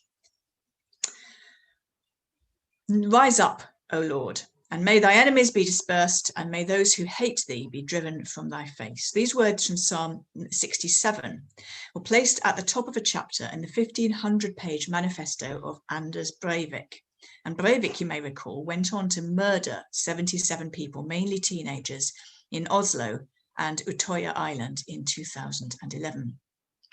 And his manifesto also stated this: you can either choose to learn how to rise up in the power of your Lord and Saviour and learn how to become a true warrior in the Lord, or you can continue to keep your head in the sand and oppressor after oppressor keep beating you down. That's Norway. We can move to Hungary. In Hungary, Viktor Orban has positioned himself, that's him on the left, as the defender of Christianity against a dangerous influx of Islam arriving with refugees from the Middle East. He says this: the masses arriving from other civilizations endanger our way of life, our culture, our customs, and our Christian traditions. Or Spain. Here, the far-right populist movement Vox is led by Santiago Abascal. Here he is, kissing the tomb of the near-fascist dictator Francisco Franco. Abascal, who models himself on Orban of the previous slide, is on record as saying this: our identity and that of the whole of Europe is Christian, and that must be preserved because our values are superior and dignify man. I do not want the Islamization of Europe because it goes against who we are, against the best of us. Or Greece. As the influence of this Christian nationalism has grown across Europe, the Christian faith has been used as an excuse for resisting migrancy, sometimes violently. This is a screen grab from a couple of years ago where the inhabitants of the Greek island of Lesbos, which admittedly has been hugely and disproportionately affected by the migrant crisis, were seen pushing a boat of refugees back out to sea with the cry, "We are Christians here. You are not welcome." This image is reportedly of an Orthodox priest patrolling the Greek-Turkish border, prepared to repel with violence the refugees who were attempting to cross it. In the UK, we've seen far fewer of such excesses in recent times, but it is important that we don't imagine that we are immune to them. The two figures seen here, Paul Golding and Jada Franson, are the leaders of the far-right party Britain First. They've both served time in prison for hate crimes. They make a habit of parading through predominantly Muslim areas, brandishing the cross, proclaiming that Britain is a Christian nation and that Muslims, even British-born ones, should get out. And the mainstream party UKIP uses similar language of a Christian nation. Nigel Farage has called for a muscular defence of Christian heritage and claimed that UKIP is the only major political party left in Britain which cherishes its Judeo-Christian heritage. And for those who were in the conference last night, our keynote speaker, Matthew Feldman, works extensively within the UK looking at far-right groups, and he's an expert witness in trials of far-right nationalists, and some of the things that I think he has to deal with make his hair stand on end. Far right-wing organisations tend to emphasise the form rather than the beliefs of religions, but it cannot be denied that there are elements of right-wing ideology which might appear to be endorsed by the Bible. This can be problematic for the church. How are local churches to counter narratives of hate and othering if they feel that their own sacred text might be lending support to the ideology? So what I'd like to do is to identify some elements of nationalistic ideology, and we'll then take a closer look at some of the relevant biblical themes in order to test the question of whether the Bible, and in particular the Old Testament, does indeed support such ideology. Now, because nationalist far-right movements are quite heterogeneous, it's rather risky to attempt sweeping statements about their ideology or organisation. Almost everything one says can find a counterexample. But in order to say anything meaningful, it's going to be important to make some generalisations. So let me begin by offering some definitions. Nationalism is an ideology that focuses on the nation or the state. And there are two types. First, there is civic nationalism. Yes, this is an inclusive sort of nationalism. It focuses on the autonomy of the nation, and it's interested in the unity and identity of the nation's legal population. But also there is ethnic nationalism, which focuses on a particular group within a nation state. Ethnic nationalism identifies that group as the true population of the nation, irrespective of the legal status of others. This form of nationalism is likely to cause violence and to destroy community cohesion, and is tied up with far-right ideology and outright extremism. Nationalistic groups across Europe are quite varied in their approach to religion. They may be pagan, secular, or hitch their wagon to a variety of religions. But our question today is, what is it about the Christian faith or about Christian culture that makes it so useful to ethnic nationalists? Chillingly, one outright blogger recently described Christianity as being infinitely malleable. He said this: once the outright achieves fame and success, Christians will be quick to line up behind it. This is fairly typical of the outright, which tends to instrumentalize Christian symbols and tropes. It likes to deploy cultural memories rather than offer genuine theological engagement. Nevertheless, as we've seen, the narrative is plausible enough to gain traction within elements of the church in parts of Europe and the USA. Religious code words are chosen by the outright to appeal to believers, and there is a genuine danger that the church will be co-opted to their ideological agenda. And broadly, I think there are four key areas where the Christian story can be exploited to appear to support ethnic nationalism. First, far-right movements often promote a moral cleanup, a push against drugs or street crime, or against what is viewed as deviant sexual practice. It's easy and cheap to invoke the Christian scriptures to this end. And this is a tantalizing offer to many Christians. Maybe it's possible to gain power over legal decision-making, to straighten out the nation's morality. These things might be viewed as a desirable prize. But what would be the cost? What Faustian bargain would be necessary? What does it profit a church if it gains the whole world but loses its soul? A key question to consider here is who gets to set the moral compass of a nation. If we outsource that to the government, we'll spend all our time trying to bend that government to our will. And though the right of the government to declare and determine what true morality is may suit our purpose when we Christians have the upper hand, we cannot be sure that that will always be the case. Might should not be what defines what is right. But if we truly believe that the gospel of Jesus Christ has something infinitely precious to offer the world, then we must believe it can stand on its own merit and without the use of coercion. Secondly, as we've seen, the rise of ethnic nationalism is accompanied by resistance to immigration, particularly immigration by peoples of different ethnicity. Immigrants then may be viewed as a threat to the Christian culture and heritage of the receiving country. This is because of a close association in their minds in the outright's minds between Christianity and the white native population. Of course, to conflate Christianity with whiteness is a grave error indeed, not least because its founder was a Middle Eastern man. Of course, the typical Christian these days is an African woman.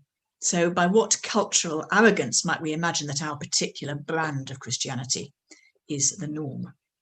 Whatever our view on freedom of movement and immigration, the argument must be made on other grounds than religious ones. There's good evidence, I think, that immigration brings a net benefit to a society when managed well. But be that as it may, we should not invoke a notional Christian culture to resist it. A third component of far-right movements typically involves a charismatic authoritarian figure, often referred to as a strongman. This leader will represent himself as being a man of the people, a man of action who is not afraid to take difficult decisions and make bold, decisive choices. This is often accompanied by strongly gendered language and sexual stereotyping. Many of these far-right groups champion so-called traditional roles for women. There's a lot of overlap between these far-right ideologies and what's known as the manosphere, which is a loose network of online forums marked by misogyny and sometimes hate speech. Some wings of the church resonate with this as they consider these traditional gender roles to be representative of so-called biblical manhood and womanhood. But of course, Christians follow a crucified Saviour, a non-toxic man who did not start with power or glory, he did not strut with power or glory in his masculinity. This was tweeted by a very prominent Christian pastor and writer. Probably most of you will know his name. It's hard to escape the conclusion that the words, "Is there anyone like unto him?" of course referring to Trump, must self-consciously reflect the King James Bible, who is like unto the Lord our God. When the church is tempted to get caught up in the cult of personality, it should remember it declares there is no one good but God alone. And the fourth feature is what is known as exceptionalism. This is a form of national self-identity where a nation views itself as specially commissioned by God for the blessing of the world. It often manifests as superiority over other nations and a sense of self-congratulation, often accompanied by blindness to its own moral defects. Sometimes exceptionalism is framed theologically. In the United States, there's something called the myth of manifest destiny, based upon the founding fathers' belief that America had a particular role in God's purposes. The idea of America being the new Israel has long been in the political mainstream. Presidents John F. Kennedy, Ronald Reagan, Barack Obama, and others have all referred to the United States as a city on a hill. In fact, the language was used at the recent presidential inauguration. Today, this language is being echoed by the American alt-right.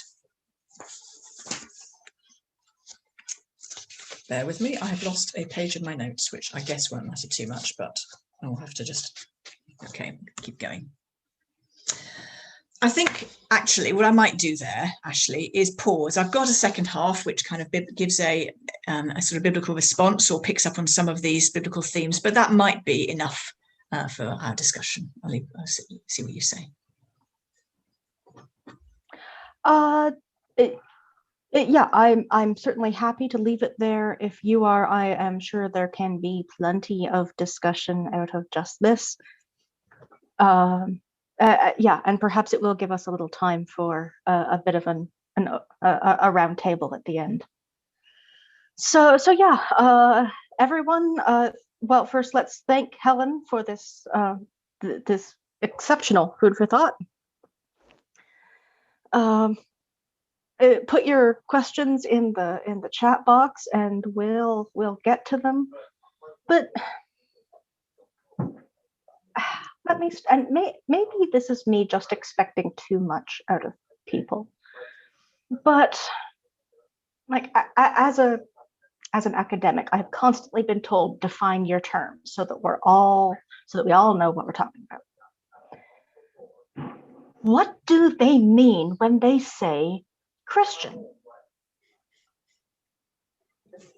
I think there would be a whole host of answers there.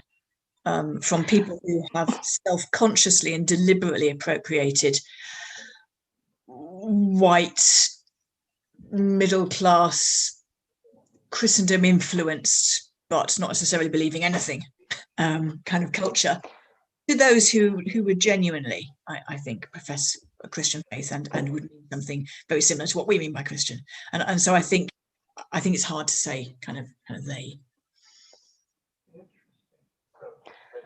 That's fair, I guess, because I certainly am aware of some of those, but I guess for the ones who can, who seem to not live or believe anything even approaching a Christian faith, but they're willing to say, well, we're Christian. I just want to know what they mean by it. But anyway, I feel like if someone could come up with some answers to that question, it would be helpful. But as you say, I'm sure that would be its own research project because there are so many answers. I think, to be fair, to try to be as fair as I can, I was in a theological consultation not long before COVID came on, so kind of the last time I travelled, and I was in the room with a group of theologians from across Europe. And one of the things that was very striking was and I was speaking on this theme, and one of the things that was very striking was the diversity of response to my paper, which pretty much fell along east-west lines. And I think it's probably maybe fairly easy for West European Christians to say, to get indignant about it. And I suppose what I heard from people from the ex-Soviet bloc was the sense of identity and threat which they felt, which fed into their response. And I'm not, I think these are nuanced, and I don't want to defend Christian nationalism at any point, but I do want to say that that I want to be careful before I walk in someone else's shoes who's experienced things that I really haven't. Yeah, that's fair.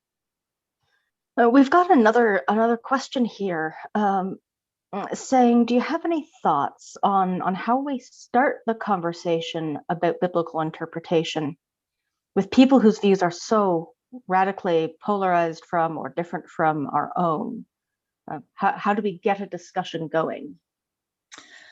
It's a huge question. It's one I ponder continuously. One of the things that I'm really hoping that the Centre for the Study of Bible and Violence will be getting involved with in the next few years is looking to see how we can have exactly this sort of conversation with the white American evangelical church. And maybe a slight outsider status will give us, I don't know, it may exclude us from the conversation, but it may give us almost a slight element of neutrality that can have these conversations. I don't know how to do it, to be honest. I think we need to kind of follow the biblical model of trying to find people of peace. Not everybody in these churches, in these denominations, in these movements is ill-intentioned. So finding people who are good intentioned, who are willing to have conversations, to listen, and as well as to broadcast. I really think we need to try and avoid just lobbing rhetorical grenades, because I think that only intensifies division. I think that the role of those who have peacemaking experience and reconciliation experience might be valuable in trying to build bridges. I'm kind of talking and thinking now in terms of building bridges in order to try and draw people back over them. I think trying to foster cultures that allow people to change their minds without publicly shaming them. I think that matters. And I really think that theological education matters. And it's a step away from engagement with people at the grassroots level to a large extent. But if we can have conversations, seminary to seminary, theologian to theologian, then that may have the chance of influencing what is preached in the pulpit and ultimately what is believed in the congregation. So these are a set of incomplete and rather fuzzy thoughts, and I welcome others on this matter.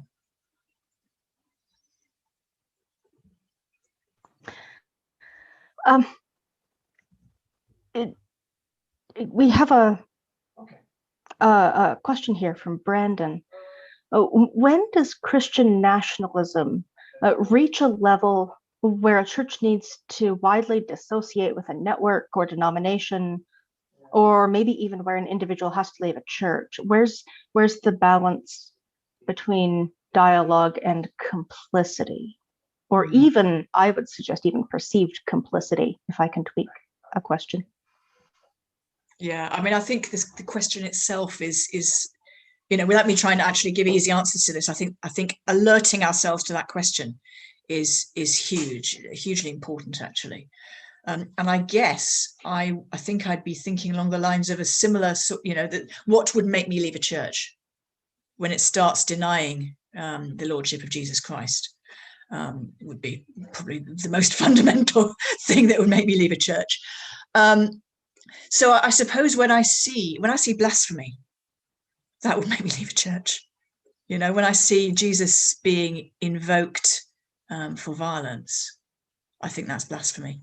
So I think the question is certainly not possible to give guidelines, but or hard and fast rules, but those would be things that would certainly alert me to it. And I think you're right, Ashley. I think the perceived complicity is really important as well. It's what we are expressing and modeling about the Christian faith, about Jesus Christ, that is really important as well.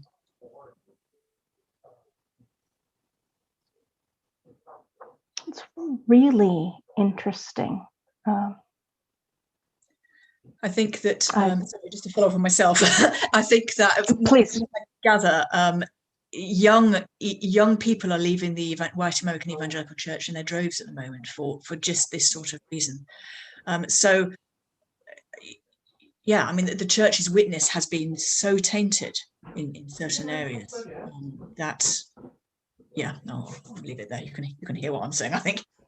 Yeah, I wonder, because like I myself have, like, I care about this deeply because I have some family, one in particular that I'm really close to, who are either in this or on the verge of this, as devout Christians who believe in the lordship of Jesus.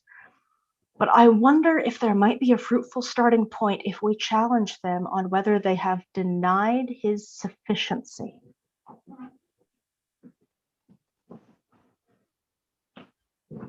So it's sort of related to what Matthew was saying yesterday, looking for a kind of earthly salvation that is. So for those who weren't here yesterday, Matthew was speaking about Christianism, which he distinguished from Christian nationalism. But Christianism is, if I can paraphrase him accurately, and please someone correct me if I'm wrong, Christianism is, it's this taken further, where salvation is something political, I think is essentially what he was saying. So I think that would be a denial of the sufficiency of Jesus. Is that what you're thinking, Ashley? Yes, I think so.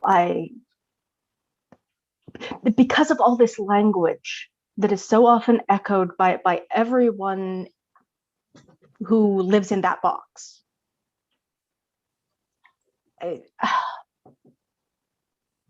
They're applying this language of, you know, old glory is the one we should fix our eyes on, and America is the city on a hill. And I'm really intrigued that even those whose political leanings are very different, even both sides of the political spectrum are wrongly appropriating biblical language. And I'm a little concerned, not about your paper, but in general in this dialogue, we're not calling it out. And I'm a little concerned that we're letting the side we sort of agree with more away with something that it doesn't matter. You just shouldn't be using that about things that aren't Jesus, aren't the church. And so by applying scriptural language to the church, to Jesus, you're frankly, you're denying his sufficiency, or its central nature in the plan of God. Anyway, I should stop. This isn't my paper. We have another good question here from John, who said it'd be interesting to hear the views of the first two speakers on the rise of the alt-right? Is it contributing to the suspicion of the West that's manifested, for example, by the rejection of Western medicine? A question for Dr. Chimhungwe in particular.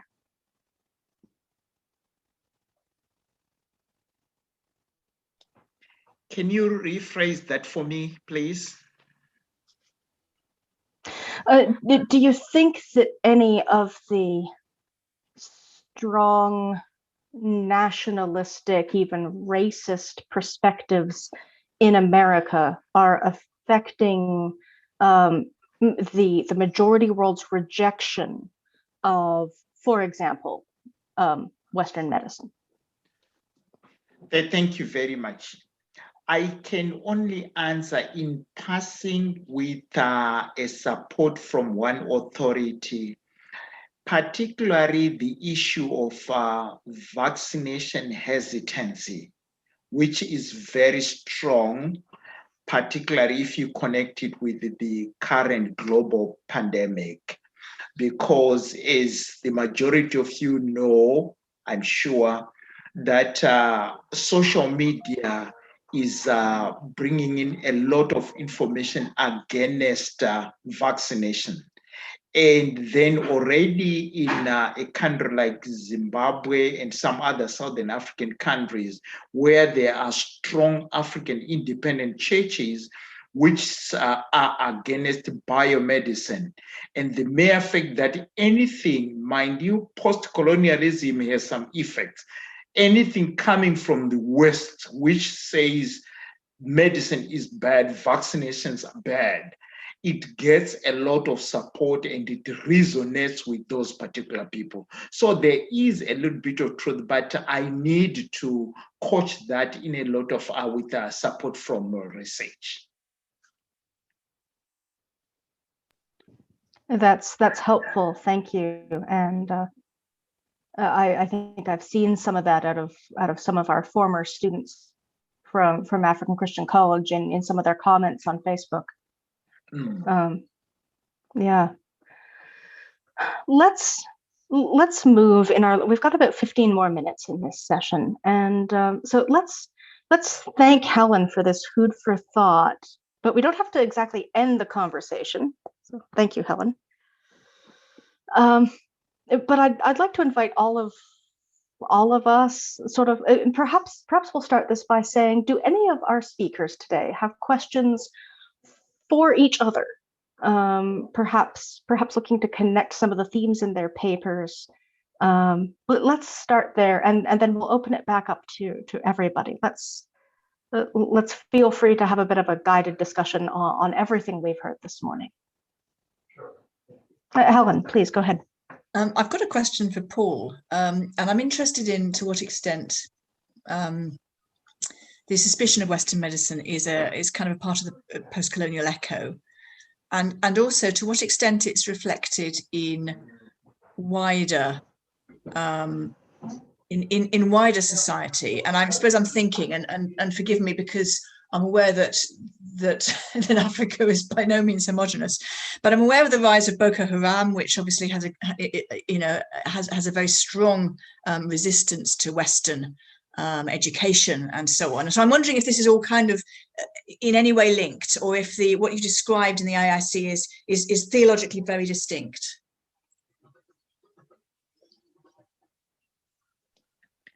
Let me answer a little bit. I won't be able to answer the entire question because I don't have a good support from research on that. Let's go back to the beginning or the genesis of African independent churches. Generally, there are three major arguments, but the first one is the strongest one, which is used to support why these churches came. There was an issue that what the Bible teaches, I think you've heard of Lamin Sane. He says when scriptures were translated into vernacular, people started reading the scriptures. And when they read the scriptures in their own language, they understood Christianity from a different point of view from what was being portrayed by, quote unquote, our missionaries. The missionaries had a certain type of Christianity, and the Africans were saying, but this is not what Christianity, the Christianity we are reading from the Bible. So because of that, they failed to see genuine love. That was the major area where they failed to see genuine love within Christianity, within the missionaries, yet they saw it in the Bible. Then they say, we better start our own churches where we can show love. And that continued. Then education, in as much as the missionaries, the majority of them were educated. At times people have said missionaries were not educated. Some of them were highly educated.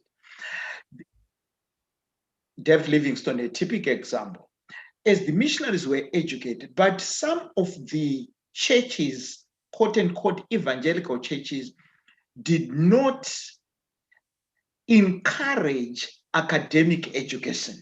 They simply said, okay, understand, read the Bible, do this.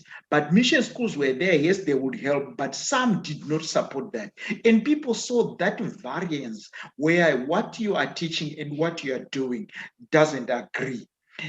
Now, when we come to vaccination, the truth is when some of our missionaries, again, this is post-colonialism, they argued that anything which was African or indigenous was bad, including herbal medicine.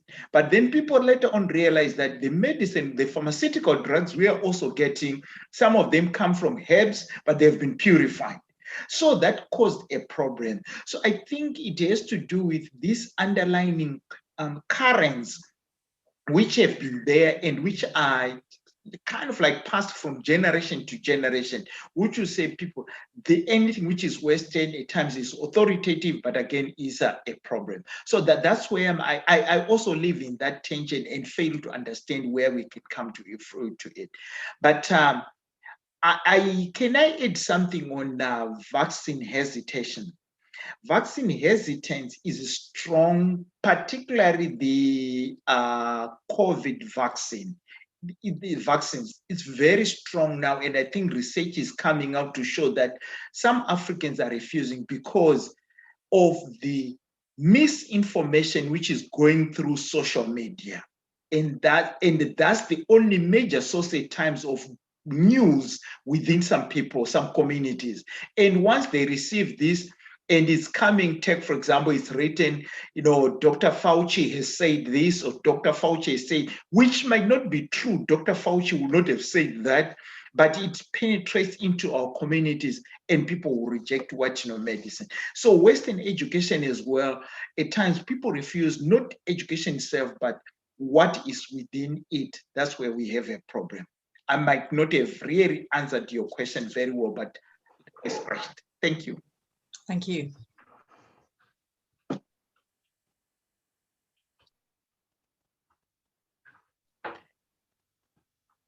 Can I ask Helen? Paul. Okay. Please. Thank you very much for your good paper. I think 2 months ago, I attended a Zoom meeting where Dr. Foster from Stellenbosch was presenting a paper which had the same, not the same, which was close to what you're arguing, and he was using the issue of President Trump, former President Trump of the United States, and how he has used evangelical Christians to support his argument. And what is very interesting is in Africa, Southern Africa, particularly South Africa, there was also an African bishop who is a staunch supporter of Trump, who was also misquoting scriptures and arguing that what is happening is not correct. My question is, are you seeing this trend going maybe to where people are misquoting scriptures and using scriptures to support violence? Are you seeing this as well going into Africa, or is not, since you have used a very good phrase which I loved, that the majority of Christians are African women. Are you seeing this going into Africa, or maybe, I don't know? I feel pushed. I think I'm absolutely not the person to say. I'm very interested in learning about how these things are rippling out and what they're looking like in different parts of the world.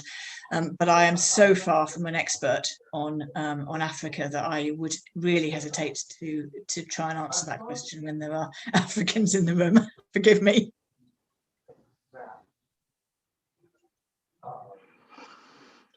We have we have a question that's come in from Werner, who's reflecting a little bit on this issue of Christian nationalism and identity, and what's the locus of our identity. And he asks, could it be that the global church lacks biblical concepts concerning core identity or honor discourse to address the dangers of nationalism? I'd like to invite any of our speakers today. It's touched on all of your papers, that question. So if any of you would be interested in answering that. May I have a perspective just from my paper side, maybe, on that question? Please. The first thing I think we need to understand when it comes to ancient Near Eastern honor, that they are honor is gained on two fundamental ways. The first is that you are born in a specific group, and that describes a specific type of honor to you. Whether it is your status within the group or within rank within nationality or whatever, as a king or as a leader in the family or so on. But this is honor that you gain. This is not honor that you can gain. This is honor that you are born with. The second honor, a grouping of honor, is honor that is acquired. And to acquire this honor is through specific actions that needs to be taken. And this is where we talked about the challenges that in the honor and shame society that needs to take place. Within the New Testament context, this is seen as well, and I see the question specifically reference to Paul as well. Again, there it is also, but honor shifts more to the patron-client focus. Paul criticizes more on the patron, on who is the true patron within Israel context or in a Christian context, between Zeus and, of course, the other gods and the Roman Empire and so on. But honor, but the thing is, of course, yes, honor in this sense is very much and very strongly associated with a specific group and group identity, and therefore the danger of a specific nationalism or view that can be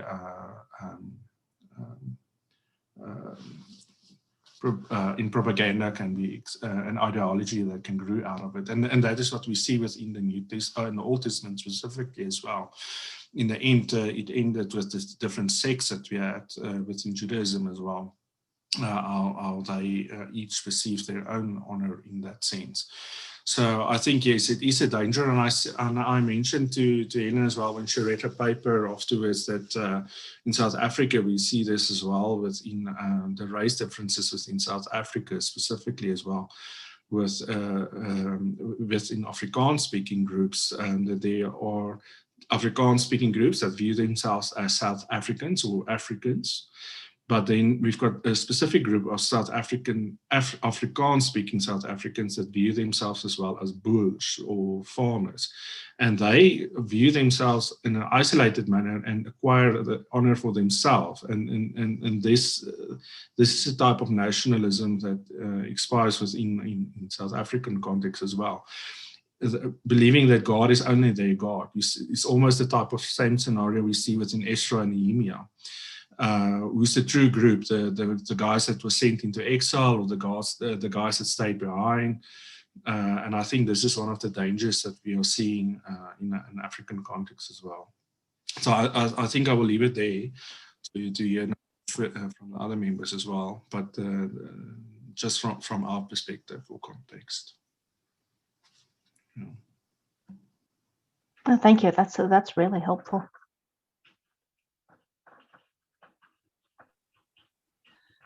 I'm inclined to think that, speaking for the British Church, that our concept of identity in Christ is actually not very well grasped at grassroots level.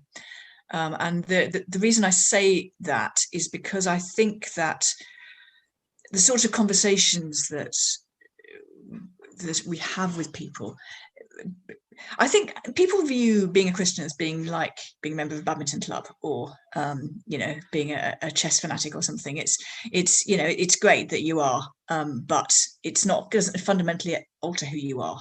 And yeah, so I don't think we perhaps take our baptisms seriously enough. So I like to talk.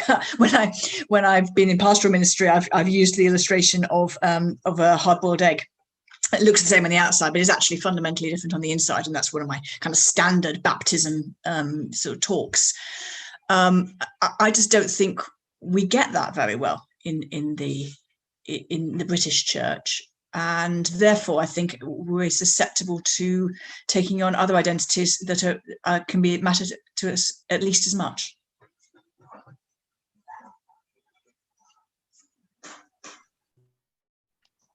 I can only give a little answer in connection with my paper as far as the apostles of Johanne Marange are concerned.